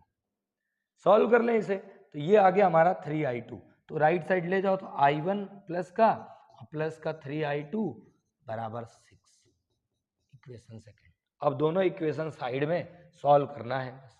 कैसे सॉल्व करें, तो एक काम करो, यहाँ देखो I2 नेगेटिव है, यहाँ I2 पॉजिटिव है, तो एक काम करो इसमें 3 का मल्टीप्लाई कर दो इक्वेशन 1 में और ऐड कर दो। तो यहाँ लिख लेते हैं multiply by 3 multiply by 3 in equation first. पहली वाली इक्वेशन में 3 का मल्टीप्लाई कर दिया, तो ये आ गया हमारा 6I1 माइनस 3I2 बराबर 15। ये थर्ड इक्वेशन लिख लिया, इसमें 3 का मल्टीप्लाई कर दिया, और ये हमारी जो इक्वेशन थी उसको ऐसे ही लिख दो, I1 प्लस 3I2 बराबर 6। ये दूसरी इक्वेशन थी। अब दोनों क्या कर दो, ऐड कर दो, दोनों क्या कर दो, ऐड कर दो। जैसे ऐड करोगे प्लस प्लस प्लस, ये दोनों कट हो गए, 6 और 1 7, 7I1, और ये दोनों प्लस 15 और 6 21। ठीक है, तो I1 की वैल्यू आ गई यहां से, I1 कितना आया 21/7 3 एम्पियर। I1 की वैल्यू, I1 कितना आया 3 एम्पियर। अब I1 अगर 3 आ गया तो कहीं भी रख दो, यहां रख दो चाहे यहां रख दो, इक्वेशन 1 में रख दो, put in equation 1, put in equation 1, put in equation number 1। तो भाई I1 की वैल्यू कितनी है 3 है, यहां रखो 2 इंटू 3, 2 इंटू 3, अब माइनस I2 बराबर 5, ऐसे ही था, 2 इंटू 3 कर दिया बस, ये 2 इंटू 3 माइनस I2 बराबर 5। तो ये सॉल्व कर लेते हैं यहाँ, तो ये कितना आ गया, ये 6, I2 उधर ले जाओ, माइनस 5 इक्वल टू I2, मतलब I2 की वैल्यू कितनी आ गई, I2 की वैल्यू कितनी आ गई 1 एम्पियर। करंट पूछा था किससे कितना जाएगा, देख लो यहाँ पर भाई I1 I2 आ गया, तो इस 4 ओम से तो I1 जा रहा है, तो current from 4 is I1, current from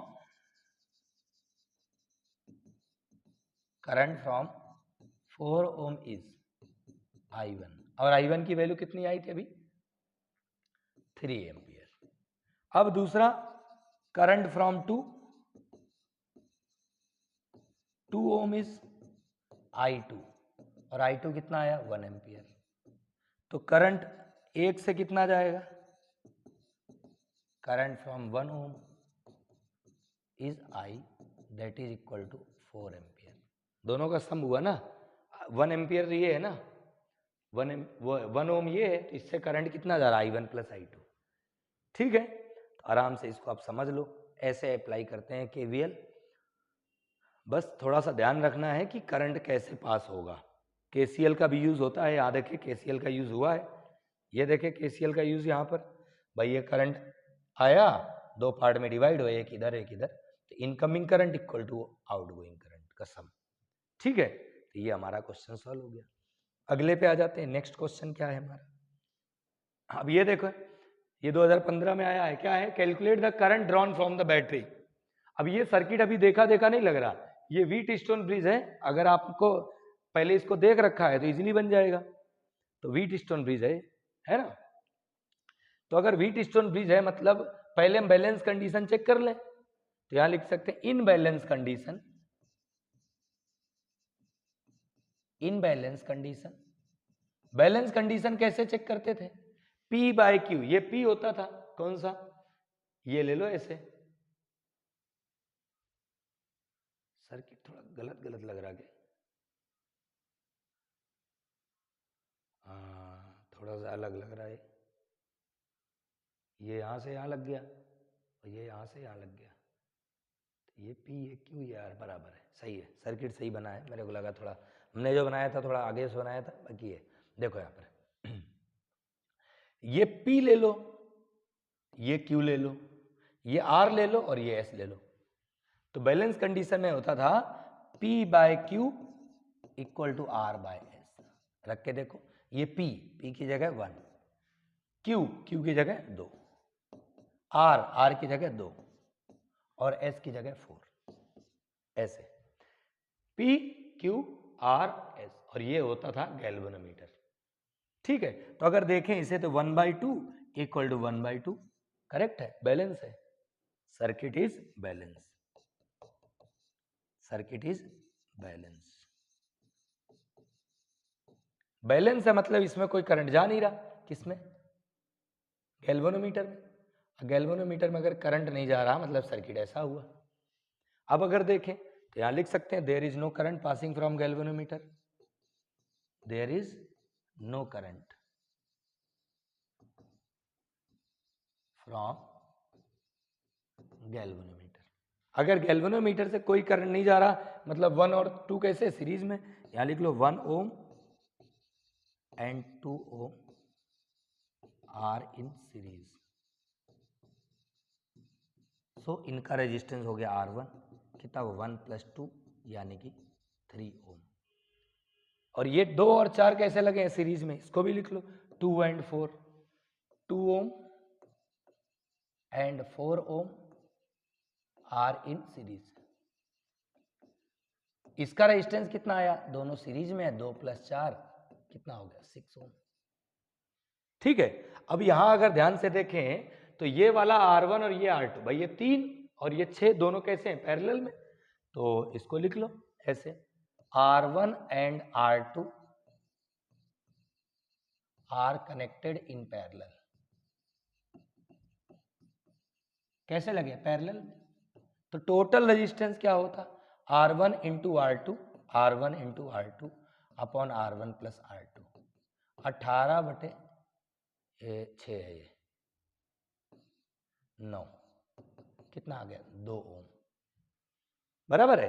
तो मैं करंट पूछा था I equal to V/R, voltage कितना दिया था 4 वोल्ट, 4/2, 4/2, करंट कितना आया 2 एम्पियर, खत्म हो गया भाई। डायरेक्ट ही तो सॉल्व करना था हमें, सिर्फ ये समझना था व्हीटस्टोन ब्रिज है कि नहीं। अब बना था, बैलेंस कंडीशन चेक कर ली, बैलेंस है, गैल्वेनोमीटर हटा दिया, दोनों सीरीज में दिख रहे हैं 3, ये दोनों सीरीज में दिख रहे हैं 6, 3 और 6 पैरेलल में थे, 3 × 6 अपॉन 3 + 6 2 आया, V/R कर दिया, करंट आ गया, डायरेक्ट आ जाता है ये तो। ठीक है, तो आराम से इसको भी नोट कर लो, आते रहते हैं ऐसे क्वेश्चन। हाँ ठीक है, चलिए नेक्स्ट पे आते हैं। अगला क्वेश्चन क्या है,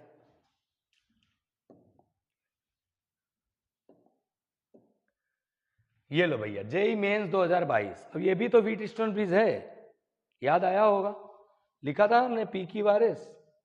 तो ये तो गैल्वेनोमीटर था, पक्की बात पता है, याद आया, ये क्या था गैल्वेनोमीटर था। तो यहां से हमें एक चीज पता है, वही चीज हो गई एक तरह से, ऐसे लगा, ऐसे बना हुआ है, जो भी बनाया था ना वैसे ही बना लो, सर्किट तो वही है। तो यहाँ रेजिस्टेंस कितना भाई, यही सर्किट बनाया, देखो ये वाला, ये गैल्वेनोमीटर हटाने के बाद ये R और R सीरीज में लगे हैं, ये R और ये R क्या हुआ सीरीज में, और ये भी R और R क्या हुआ सीरीज में, भाई वहां सारे रेजिस्टेंस R दिए हैं सर्किट में। ठीक है, तो R और R सीरीज में मतलब 2R, और ये भी R और R सीरीज है मतलब 2R, तो 2R और 2R पैरेलल में, रिजल्ट है ऐसे लिख लो बस। तो यहां लिख सकते हो इक्विवेलेंट रेजिस्टेंस। अब जेईई मेंस में आया है तो वैसे लिख लो, बाकी तरीका मैंने बता दिया है। देखो R और R दो सीरीज में थे ना, तो वो हो गया 2R, और 2R और R पैरेलल में, दो सीरीज में थे, ऐसे R1 × R2 upon R1 + R2। देखो भाई ऐसा है। दो सीरीज में दो, ये हटा दो पहले, तो ये हटा दे, ये लो हटा दिया। गैल्वेनोमीटर है ना, बैलेंस है ही भाई, सभी रेजिस्टेंस बराबर है, बैलेंस ही होगा। ये लो ऐसा। अब ध्यान से देखो, यहां से दो वायर गए, तो ये वाला रजिस्टर और ये वाला क्या हो गए सीरीज में, ये और ये एक ही जैसा करंट जाएगा ना दोनों में। और ये वाला रजिस्टर और ये दोनों एक जैसे, तो ये दोनों अगर एक जैसे हैं तो आर और आर कितना, 2R, और ये आर और आर कितना हो गया, 2R। अब ये वायर यहां से निकाल लो ऐसे, और ये वाला वायर यहां से ऐसे, तो ये 2R पैरेलल में नहीं हो गए, ये वाला 2R और ये वाला 2R पैरेलल में हो गए, पैरेलल में लगा दिए, कितना आ गया 4R² अपॉन में 4R, कितना बचा R, that is the result. 4 से 4 कट गया, R से R कट गया। ठीक है, ये भी हो गया हमारा सॉल्व। अगले पे आ जाते हैं। ऐसा ही है, देखो व्हीटस्टोन ब्रिज मैंने बता दिया है आपको, तो व्हीटस्टोन ब्रिज आना चाहिए। इलेक्ट्रिक पावर पे आते हैं, इलेक्ट्रिक पावर पे। ठीक है, तो देखो इलेक्ट्रिक पावर बेसिक टॉपिक है, ज़्यादा कोई खास नहीं है, बट थोड़ा सा बल्ब के लिए रहता है इसलिए इंपॉर्टेंट है। तो इलेक्ट्रिक पावर को लिखते हैं हम लोग rate of consumption of energy, इसे लिख सकते हैं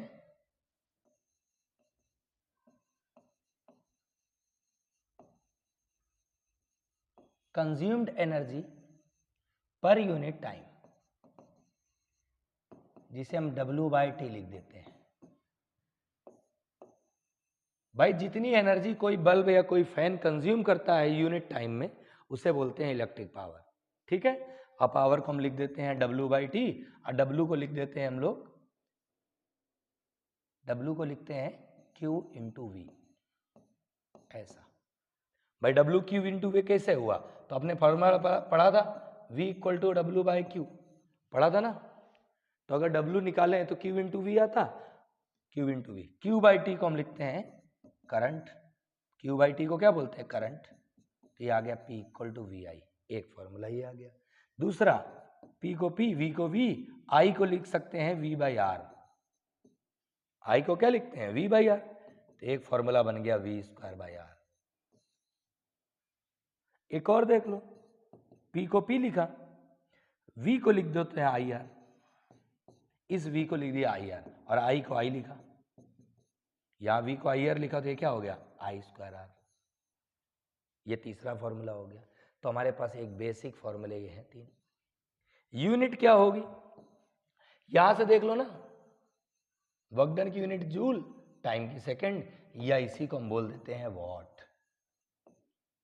ये हमारा बेसिक टर्म है इलेक्ट्रिक पावर का। देखो 12th स्टैंडर्ड में ज़्यादा खास पूछा नहीं जाता, बट ये फॉर्मूले याद होने चाहिए। ये फॉर्मूला कब लगेगा, ये फॉर्मूला कब लगेगा, वो जान लो बस। सीरीज कनेक्शन की अगर बात हो रही है, किसकी बात हो रही, सीरीज, यहां दो चीजें जान लो। फॉर सीरीज, अगर सीरीज की बात हो रही है तो करंट सेम होता है सीरीज में, तो पावर क्या होगा, डायरेक्टली प्रोपोर्शनल टू आर, ये लगेगा सीरीज में। अगर पैरेलल की बात हो रही है, फॉर पैरेलल, तब पावर क्या होगा, भाई पैरेलल में क्या सेम होता है, वोल्टेज, तो ये वाला लगेगा, तो वोल्टेज तो सेम है, पी और आर क्या होगा, इनवर्सली। बस ये दो फॉर्मूले का आपको ध्यान रखना है। सीरीज में रेजिस्टेंस पावर डायरेक्टली प्रोपोर्शनल रहेंगे, पैरेलल में इनवर्सली रहेंगे। ठीक है, ये दो चीजें याद रखना, इनसे क्वेश्चन पूछा जा सकता है। अब देखते हैं इसका कॉम्बिनेशन पावर का।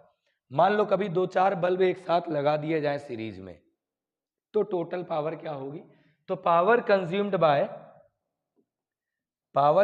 Bye series combination of appliances, power consumption जानना है। तो डायरेक्ट है आपके यहाँ सिलेबस, डेरिवेशन नहीं रहता, बट देख लेते हैं। देखो यहाँ डेरिवेशन नहीं देखेंगे, मान लेते हैं 3 बल्ब लगे हैं ऐसे, 1 2 और ये 3, तीनों बल्ब को मैंने V वोल्ट के सप्लाई से जोड़ दिया ऐसे। इसका पावर है P1, इसका पावर है P2, इसका पावर है P3। ठीक है, तो जो टोटल पावर आएगा इन सीरीज, सीरीज है ना पहला, यहां लिख लेते हैं इन सीरीज। सीरीज कॉम्बिनेशन की बात करें तो जो टोटल पावर आएगा वो आएगा 1/P total equal to 1/P1 plus 1/P2 plus 1/P3। ऐसा आपको ध्यान रखना है डायरेक्ट, बस ये चीज है। सीरीज कॉम्बिनेशन में डायरेक्ट आपको ध्यान रखना है कि पावर का फॉर्मूला ऐसे रहेगा, ठीक है। अब आ जाते हैं पैरेलल कॉम्बिनेशन के बारे में बात कर लेते हैं। इन पैरेलल कॉम्बिनेशन में क्या होगा? सेकेंड, पैरेलल में कैसे लगाएं? इस टाइप से लगा दो, 3 बल्ब, पहला, दूसरा और तीसरा, ऐसे इस टाइप से। ये हो गया P1 पावर, ये P2 पावर और ये P3 पावर, ऐसे V वोल्ट की बैटरी। यहां अगर देखें पैरेलल में तो टोटल क्या आएगा? यहां लिख लेते हैं इन पैरेलल।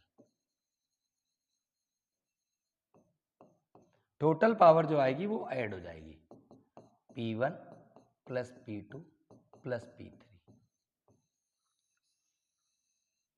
ठीक है।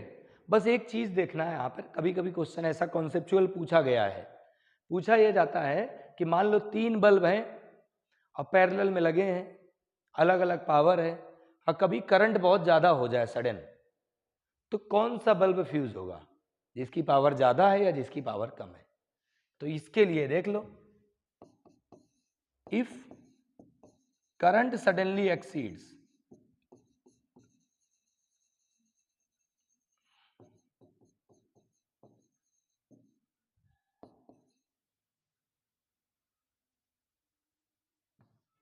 देन, करंट अगर सडनली एक्सीड कर जाएगा, ज्यादा हो जाएगा, तो जिसका पावर ज्यादा है वो बल्ब फ्यूज हो जाएगा, जिसका पावर ज्यादा है, ठीक है।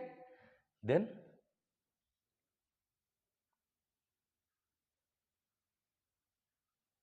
यहां लिख देते हैं मैक्सिमम वोल्टेज,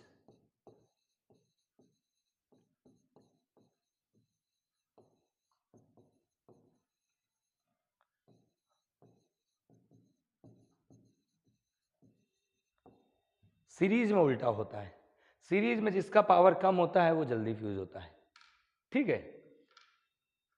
तो ये हमारा हो गया, एक एक लाइन का ध्यान रखने के लिए कभी कभी पूछ लिया जाता है, इसलिए मैंने आपको डायरेक्ट बता दिया है, ठीक है। चलिए नेक्स्ट टॉपिक पे आ जाते हैं हम लोग। अगला क्या है?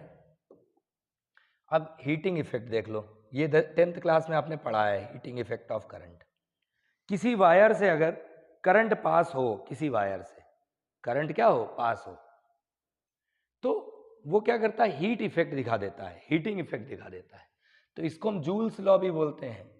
जैसे मान लो हमारे पास एक वायर था, ऐसा वायर यानी कि बल्ब ले लेते हैं, ये बल्ब है, इसको कनेक्ट कर दिया with the help of cell और यहां लगा दिया की, ऐसे ये V वोल्ट की बैटरी, ये रेजिस्टेंस, ऐसे करंट कितना जा रहा? I।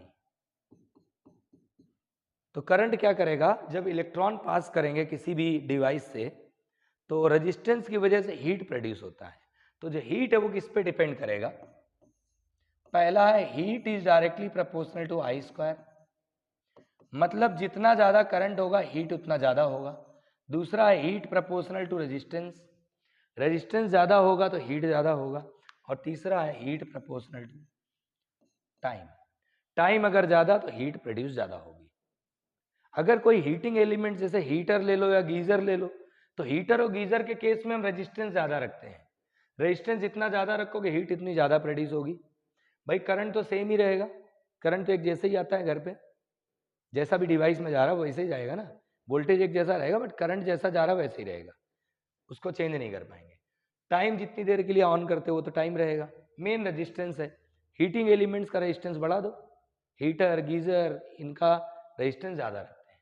फिलहाल अगर तीनों को कंबाइन करें तो फॉर्मूला आता है H = I स्क्वायर RT, ये पहला फॉर्मूला।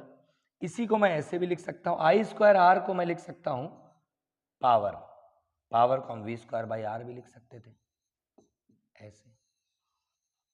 भाई यहां पर मैं इसी फॉर्मूले को ऐसे नहीं लिख सकता, पावर इनटू टाइम। बोले देखो I स्क्वायर R को मैंने पावर लिख दिया, क्या लिख दिया? I स्क्वायर R को पावर। अब पावर को V स्क्वायर बाई R भी लिखते हैं, ठीक है। तो ये हमारे पास कुछ फॉर्मूले हो गए जो पूछे जाते हैं। अब ये सीरीज में लगेगा और ये पैरेलल में लगेगा, ये पैरेलल में लगेगा, फॉर पैरेलल, और ये है फॉर सीरीज। ज्यादा खास टॉपिक नहीं है, कम पूछा जाता है, बट थोड़ा ध्यान रखने के लिए कि कभी कभी डायरेक्ट क्वेश्चन आ जाता है 2 नंबर का, इसीलिए मैंने थोड़ा जल्दी बता दिया है इसे, है ना। क्वेश्चन देखते हैं, अगर क्वेश्चन होंगे तो सॉल्व करते हैं। ये देखिए एक क्वेश्चन है तो अलग टॉपिक का, अच्छा हीट का ही दिया है क्या, पावर डेसिपेशन, पावर का ही दिया है क्वेश्चन, आया भी है 2023 में। बेसिक क्वेश्चन रहते हैं, इनमें ज्यादा कुछ खास रहता नहीं है। क्वेश्चन क्या है, a battery is connected first across the series combination and then across the parallel combination of 3 resistor R 2R 3R। मतलब हमारे पास 3 रजिस्टर हैं, आर है, एक 2R है, एक 3R है। पहले इनको सीरीज में लगा दिया, फिर इनको पैरेलल में लगा दिया, और फिर पूछा in which of the 3 resistance will power dissipated be maximum in the 2 cases. दोनों केस में पावर किसमें मैक्सिमम होगी, डेसिपेट, ठीक है, in which of the 3 resistance. अच्छा, इन तीनों रेजिस्टेंस में से पावर किसमें ज्यादा लॉस होगी, ठीक है। पहले हम आर की वैल्यू सॉल्व कर लें कि आर कितना होगा, अगर वो पता चल जाए तो यहां तो कुछ दिया नहीं है, बैटरी लिखा है, फर्स्ट ऐसे कनेक्ट किया, सेकंड ऐसे कनेक्ट कर दिया है।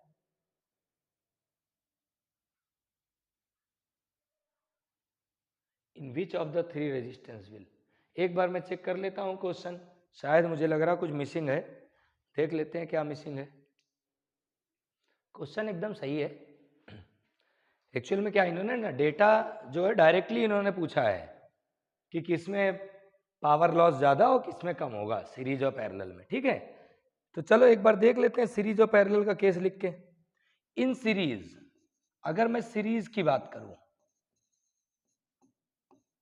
तो सीरीज के लिए पावर डेसिपेशन का फॉर्मूला हमने क्या लिखा था, तो पावर डेसिपेशन का फॉर्मूला लिखा था P = I²R, यही लिखा था ना पावर डेसिपेशन। और I क्या है, करंट है, और I अगर करंट है तो सीरीज में तो करंट सेम होता है, तो यहां पावर और रेजिस्टेंस क्या हो गए, डायरेक्टली प्रोपोर्शनल, और जिसका रेजिस्टेंस ज्यादा उसका पावर लॉस ज्यादा। So in 3R power dissipation is maximum.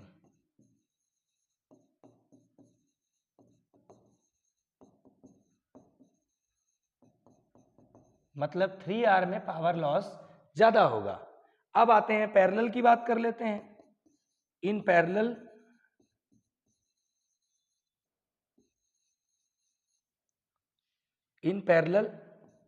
Parallel में पावर लॉस का फॉर्मूला लिखा था हमने V²/R, क्या लिखा था, V²/R।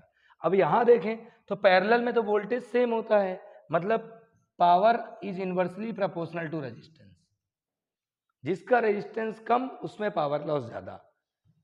So in R, resistance R का R 2R 3R है, सबसे कम कौन सा, R, तो जिसमें R ज्यादा उसका पावर लॉस ज्यादा। In resistance R power dissipation is maximum, power dissipation is maximum.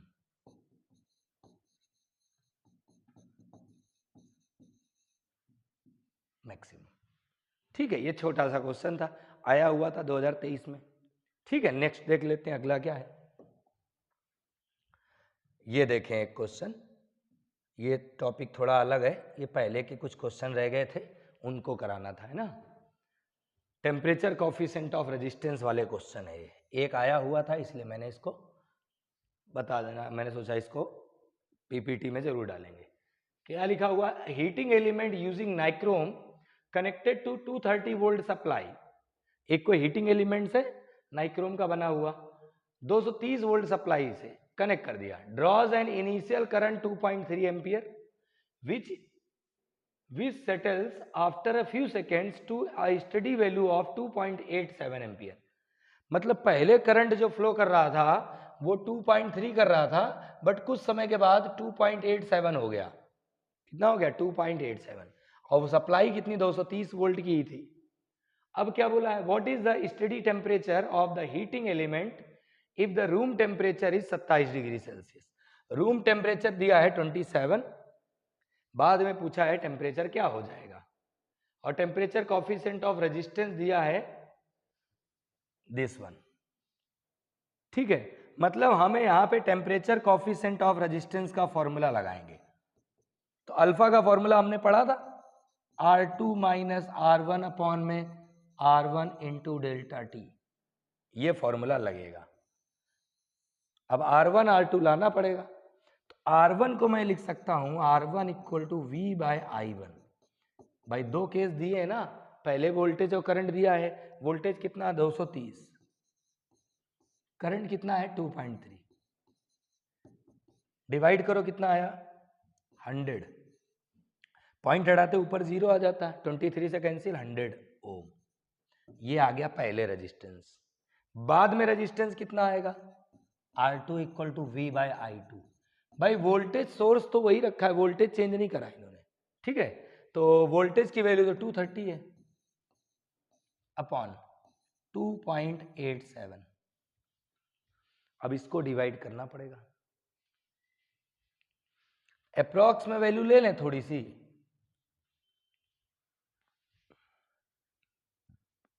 कैसे लाएं? पॉइंट हटाते ऊपर आ जाता 0, इसको ऐसे देख लो, दो ये होता 2300, एक और 0 आता। पॉइंट हटाते तो 2 0 आते और नीचे बचता 287। 287 से अगर कट करते 230 में एक बार भी नहीं जाता ये। एक काम करो ना, 2300 को 287 से डिवाइड करो, एक बार लेके आओ, 8 बार कट करके देखो आ रहा है क्या कुछ। 287 इंटू अगर 8 करूँ मैं, 8 7 56, 6 आया, 5 बचा, 8 8 64, 5 69, 9 आया, 6 बचा, 8 दूनी 16 और 6 22 आया, 2296 आ रहा है। मतलब 2300 के आसपास है, मतलब ये 8 बार तो जाएगा, ये तो पक्की बात हो गई। अच्छा 2296 आया, मतलब 4 बचा, 4 बचा, मतलब ये हो गया हमारा 40। पॉइंट हटाया तो 2 0 आए थे ना, 3 0 हो गए। 2300 में डिवाइड करा हमने, 2200 हो गया, 2296, मतलब ये बच रहा 4 40। अब अगर इसको डिवाइड करें तो कितनी बार जाता है? 2.87 था ना,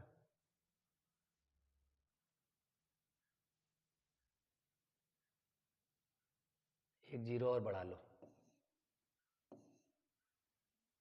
अब अगर डिवाइड करें तो क्या आता? अब कितना आता? 287 से डिवाइड करते तो एक बार जाता। लगभग मैं 80 के आसपास मान लेता हूँ, देखो अभी है ना, कैलकुलेशन के बिहाफ में आप करते रहना, वो लगभग 80 के आसपास ले लेता हूँ मैं, लगभग 80 के आसपास आ रहा है। मैंने ले लिया 80 ओम, अप्रॉक्स में लिया है। ठीक है भाई, देखो 2.87 है, अगर इसको मैं डायरेक्ट कट करता तो 10 बार तो नहीं जाता, मतलब 100 टाइम्स तो नहीं जाता। ठीक है, तो ये थोड़ा पहले आएगा, और 8 आ रहा था तो 80 के आसपास मैंने ले लिया। R2 और R1 की वैल्यू आ गई, कैलकुलेटर से आप कर लेना एक बार। अब वैल्यू रखो फॉर्मूले में, तो alpha equal to R2 minus R1 upon R1 into delta T लगाओ। वैल्यू रख के देखो, R2 की वैल्यू 80, R2 हमारा कितना है? अच्छा पहले क्या सप्लाई इनिशियल में था R1 और final R2 minus R1, final R2, तो ये आ रहा 80 माइनस दिस वन, मतलब ये रेजिस्टेंस आ गया हमारा 20 अपॉन में R1 की वैल्यू है 100 इंटू डेल्टा टी को हमने डेल्टा टी लिख दिया ऐसे।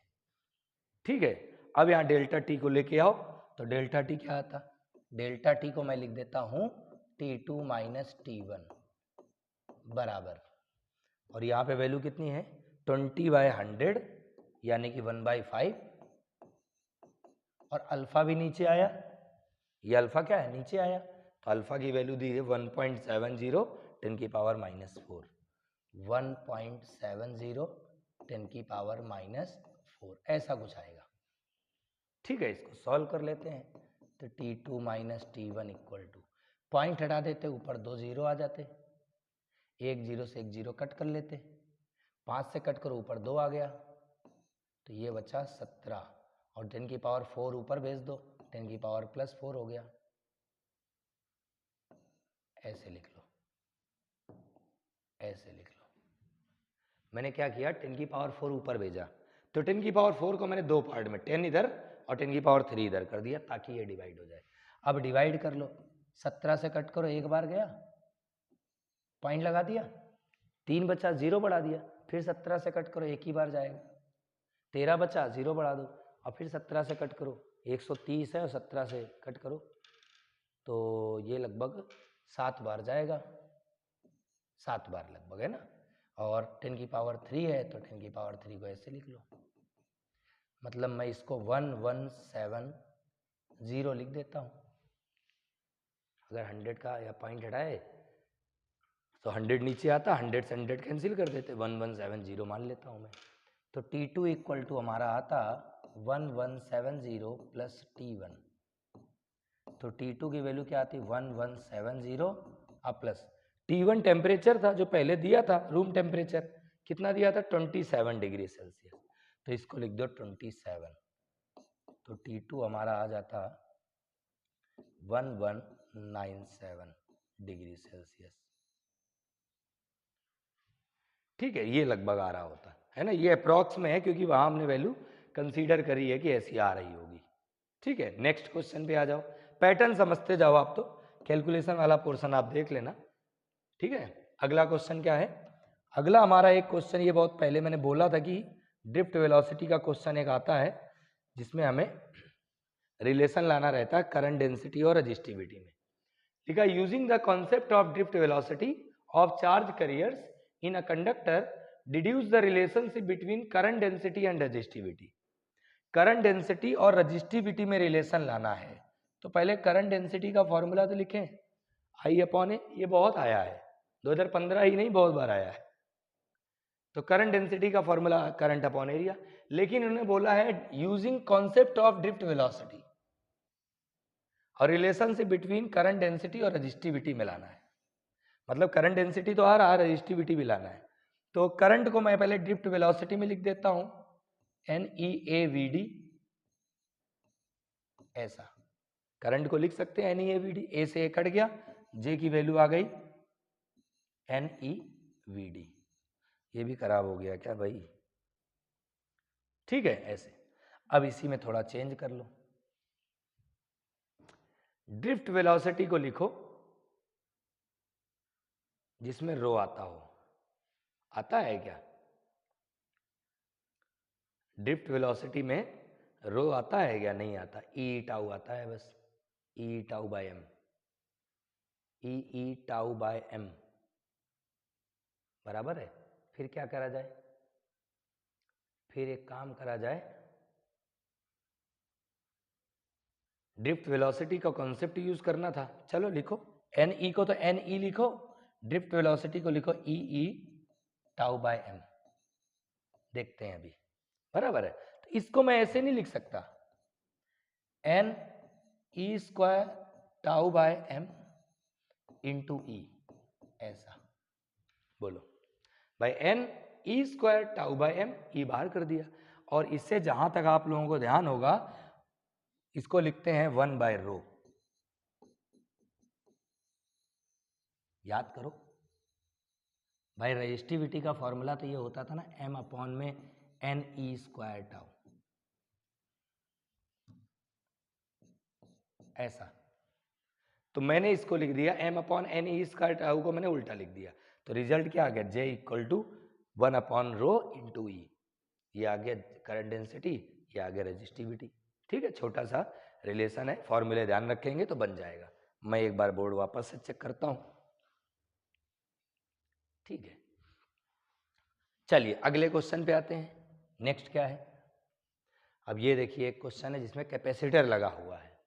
क्वेश्चन लिखा है in the given circuit with the steady current calculate the potential difference across the capacitor and charge stored in it. हमें इसमें पोटेंशियल डिफरेंस बताना है कितना होगा इसमें कैपेसिटर में, और चार्ज कितना स्टोर होगा वही बताना है। 12 वोल्ट की बैटरी लगी हुई है, यहां से सप्लाई गई होगी। ठीक है, एक चीज पक्की बात पता है, स्टेडी करंट की अगर बात हो, क्या बात हो, स्टेडी करंट, तो in steady current there is no, जब स्टेडी करंट की बात हो रही है तो there is no current passing from this branch. ये ध्यान रखना, एक जैसा अगर करंट पास हो रहा है तो बीई में से कोई भी करंट नहीं जाएगा। तो यहां लिख सकते हैं इन स्टेडी स्टेट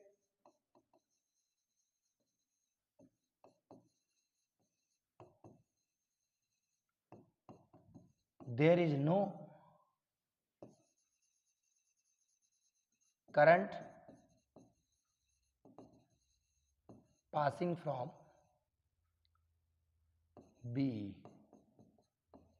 बी से कोई करंट नहीं जाएगा। ठीक है, इसको ऐसे भी बोल सकते हैं, अगर कैपेसिटर चार्ज होता है ना तो बैटरी का वोल्टेज और कैपेसिटर का वोल्टेज एक जैसा हो जाता है, जिससे कि कोई भी करंट पास नहीं होता है। ठीक है, चलो, या कैपेसिटर जब कभी चार्ज होता है तो उस ब्रांच में करंट कभी नहीं जाता, चार्ज कैपेसिटर की ब्रांच में करंट कभी नहीं जाता। अब अगर इसमें करंट नहीं जा रहा है तो केवीएल लगा दो, अप्लाई केवीएल इन लूप, यहां से ले लो सी डी एफ ए सी, इसमें ऐसे ऐसे ले लो।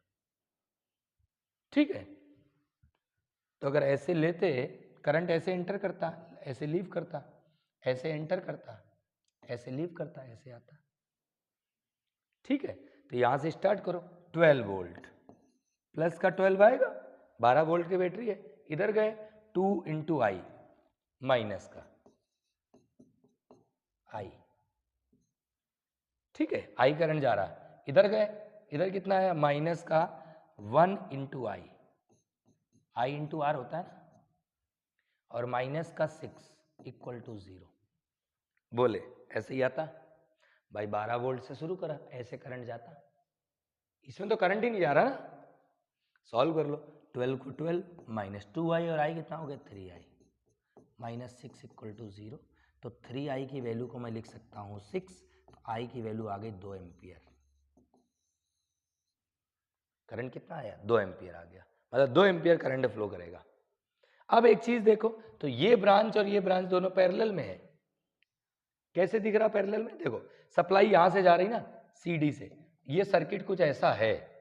कैसा है सर्किट, ये ऐसा। ठीक है, लगाते हैं, देखो ऐसे बना है।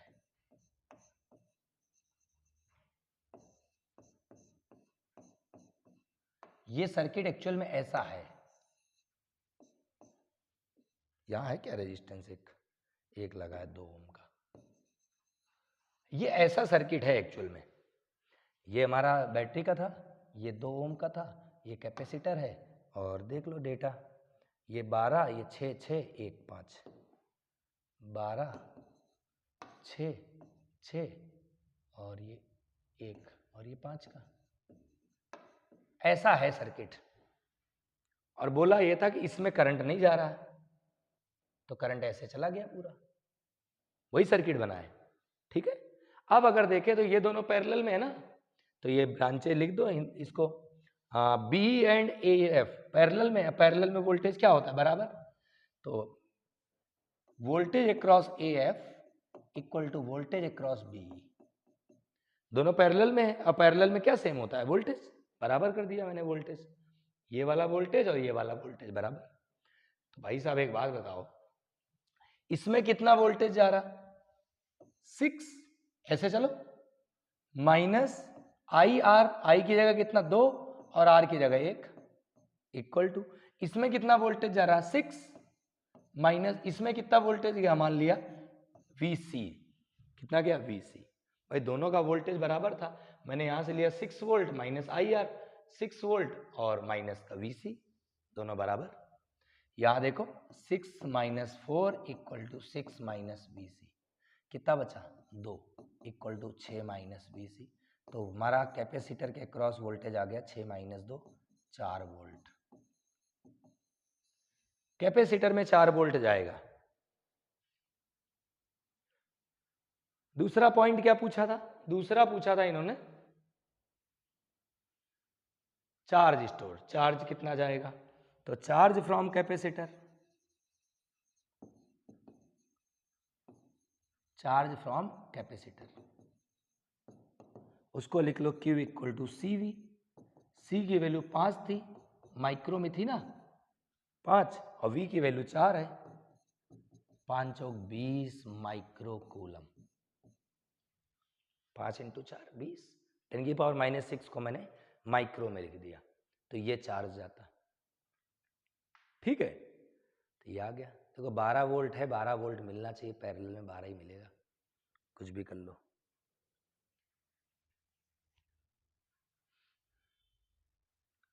आराम से इसको नोट कर लो आप लोग।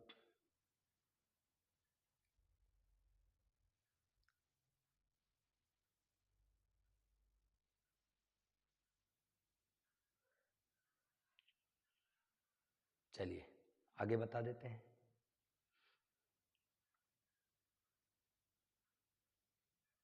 अरे यार गड़बड़ हो रही क्या? Calculation error. ओ रे यार, जो 2 मिनट कैलकुलेशन एरर आ गई, ये ध्यान नहीं दिया। ये 2 होगा ना बेटा, 2, 6 से 6 कट गया, 2 आएगा।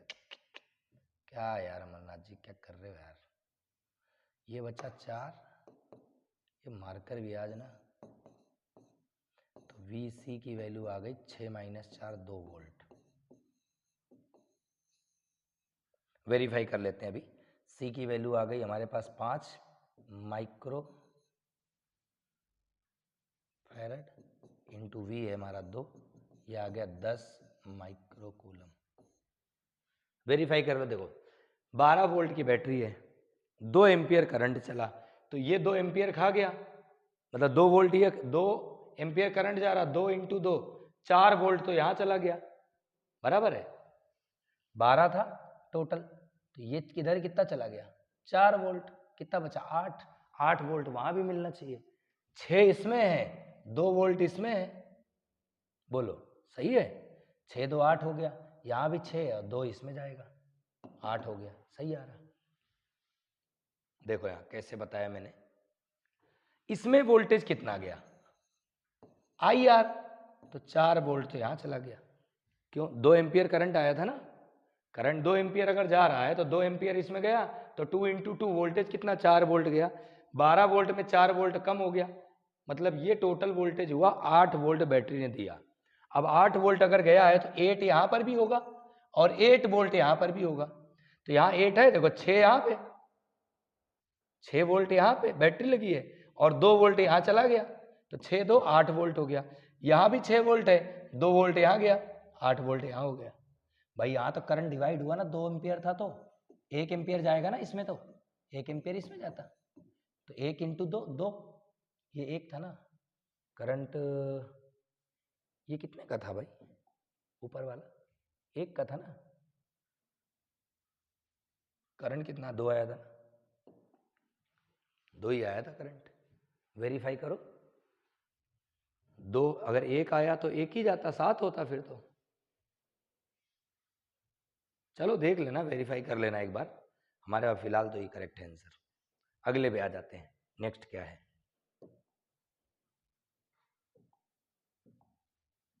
A uniform wire is cut into 3 parts with their length in the ratio 2 3 6, ये लेंथ का रेशियो है, ठीक है।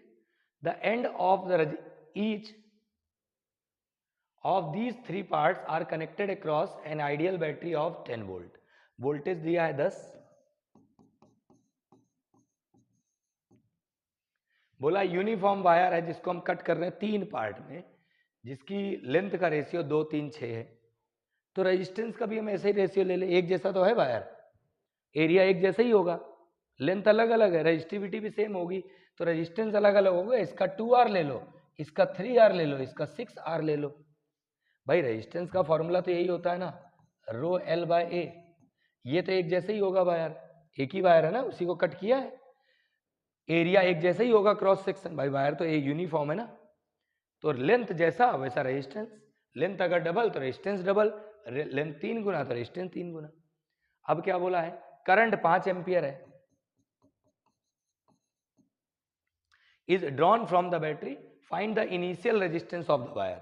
मतलब जो वायर था पहले ऐसा वायर रहा होगा, इसमें 2 ये हो गया, 3 ये हो गया और 6 ये हो गया, ये 2L, ये वाला 3L और ये वाला 6L, ऐसे किया इन्होंने।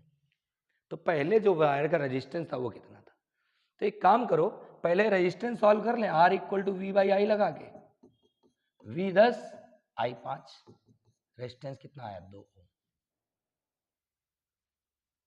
ठीक है, और क्या बोला है, इसके जो एंड है वायर के, ईच तीनों के, पहला ये पार्ट, दूसरा ये पार्ट, तीसरा ये पार्ट, तीनों को पैरेलल में लगाया है। कैसे, the ends of each of these 3 parts are connected. तो एंड तो भाई यही होते हैं ना, लास्ट पॉइंट इनके। तो इनको पहले वाले का ये हो गया, दूसरे वाले का ये हो गया, तीसरे वाले का ये हो गया, इसको कनेक्ट कर दिया है बैटरी से। तो ये तो पैरेलल में हुए ना, पैरेलल में हुए तो रेजिस्टेंस कितना हो गया, 1 by R equal to 1 by R1 plus 1 by R2 plus 1 by R3, ऐसे। तो पहले वाले के वायर का रेजिस्टेंस कितना, 2R लिख लें, दूसरे वाले का कितना 3R लिख लें, तीसरे वाले का कितना 6R लिख लें, ऐसे लिख सकते हैं।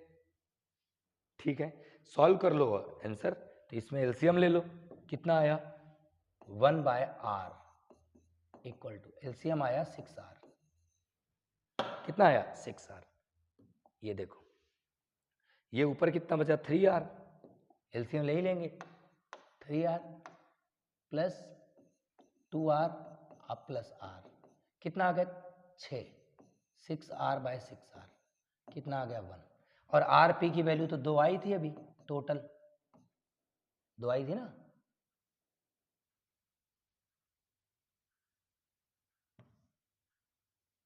टोटल कितना आया था अभी हमारे पास, आर की वैल्यू 2 आई थी, आर की वैल्यू 2 थी, सॉरी, है ना। तो ये देखो गड़बड़ करी हमने कहीं पर, ये लिखा 1 बाई आर तो आ गया 6R। अच्छा आर क्यों बचेगा यार, 3 प्लस 2, आज एक्चुअल में गलतियाँ इसीलिए हो रही हैं। ये 3 बचेगा, ये 2 बचेगा और ये 1 बचेगा। कुछ खाया है नहीं है, सुबह से टहल रहा हूँ क्लास लेके, 3 2 5 1 6, 6 बाई 6R, तो ये आएगा 1 बाई आर। ठीक है, और टाइम भी हो रहा है। अब रेसिप्रोकल करें तो R को मैं RP लिख सकता हूँ, तो R की वैल्यू 2 थी, R 2 आया था ना RP वाला, तो कितना आ गया 2 ओम। RP मतलब टोटल, ये जो आया ना ये टोटल है, तो टोटल रेजिस्टेंस 2 था, तो एक का कितना आ गया, एक R की वैल्यू आ गई हमारे पास, हाँ ये लिखी हमने, R की वैल्यू आ गई हमारे पास 2 ओम। ठीक है, तो पहले वाले वायर का रेजिस्टेंस पूछा था ना,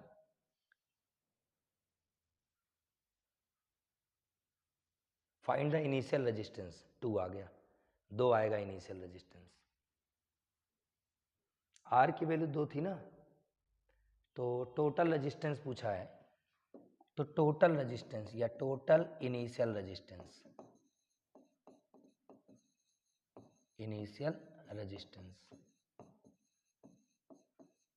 इक्वल टू, पहले रेजिस्टेंस कितना था 2R था, एक का 3R था, एक का 6R था, ऐसे था ना। तो टोटल रेजिस्टेंस जो आ गया वो आ गया, ये हो गया 6 3 9 2 11, 11R, 11 को 11, R की जगह 2, कितना आ गया 22 ओम। ये इनिशियल में रेजिस्टेंस था। ठीक है, ये भी कंप्लीट हो गया। देखो ज़्यादा हिम्मत रह नहीं गई है आगे बताने की, आई थिंक ये लास्ट क्वेश्चन होना चाहिए मेरे हिसाब से, सेकंड लास्ट है। चलिए कोई बात नहीं, कोशिश करते हैं इसको आराम से सॉल्व कर लेते हैं। 8 आइडेंटिकल सेल्स, 8 हैं सेल आइडेंटिकल एक जैसे, ईच ऑफ ईएमएफ 2 वोल्ट, सभी के वोल्टेज 2 के हैं, and internal resistance 3, internal resistance 3 और एक का resistance voltage 2 volt, are connected in series to form a row, series में लगाया है, कितने हैं? 8 हैं, ठीक है। 6 such rows are connected in parallel to form a battery, 6 जो रो है उनको पैरेलल में लगाया है, ठीक है। देखो पहले क्या है, 8 सेल है, 8 identical cell, each of EMF 2 volt and internal resistance 3 ohm are connected in series to form a row, series में लगाना है रो बनाने के लिए। 6 सच रोज मतलब पहले एक ऐसी रो बनाई, देखो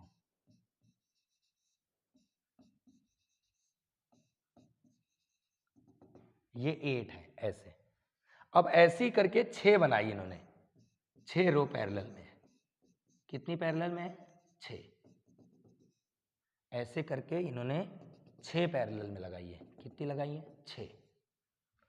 पहले 8 सेल लिए सीरीज में लगा दिए, फिर वैसी 8 सेल की 6 लाइनें 1 2 3 4 5 6 उनको पैरेलल में लगाया है with the help of a external register. External register कितना लिया है? आर ऑफ 6 ओम, ये 6 ओम का रजिस्टर लिया है, ऐसा, ठीक है। क्वेश्चन तो इतना समझ आ गया। पहला ईएमएफ ऑफ द बैटरी, पहला ईएमएफ ऑफ द बैटरी, भाई देखो ये कितने वोल्ट का है? 2 का, ये भी कितने का? 2 का, ये भी कितने का? 2 का, तो ये पूरे 8 है, तो 8 इंटू 2 कितना हो गया? 16 वोल्ट।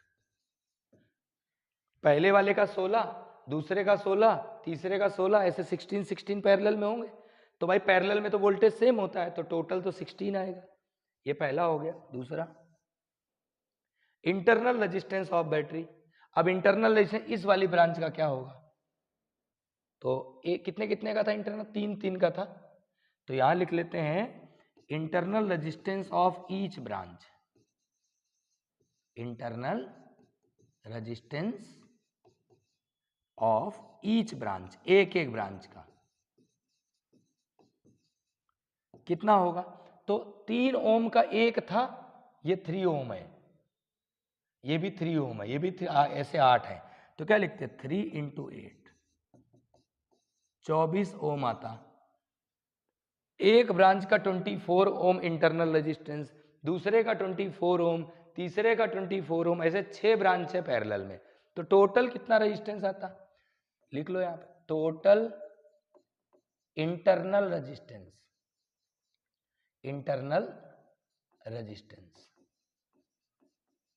पैरेलल में लगे हैं, तो पैरेलल के लिए तो formula 1/r equal to 1/r1, 24 ओम का था एक ब्रांच का, ऐसे करके हम लिखेंगे 6 बार, कितनी बार? 6 बार, तो 6/24 नहीं हो गया? 6 से कैंसिल करो, 4 आया, तो R की वैल्यू आ गई, इंटरनल रेजिस्टेंस आ गया 4 ओम, ये भी लो दूसरा वाला। तीसरा क्या बोला था? तीसरा बोला इन्होंने करंट फ्लोइंग थ्रू आर, अब इससे करंट कितना जा रहा, तो वो भी निकाल ले। तीसरा करंट होता है total EMF upon total resistance, ये करंट का फॉर्मूला होता है।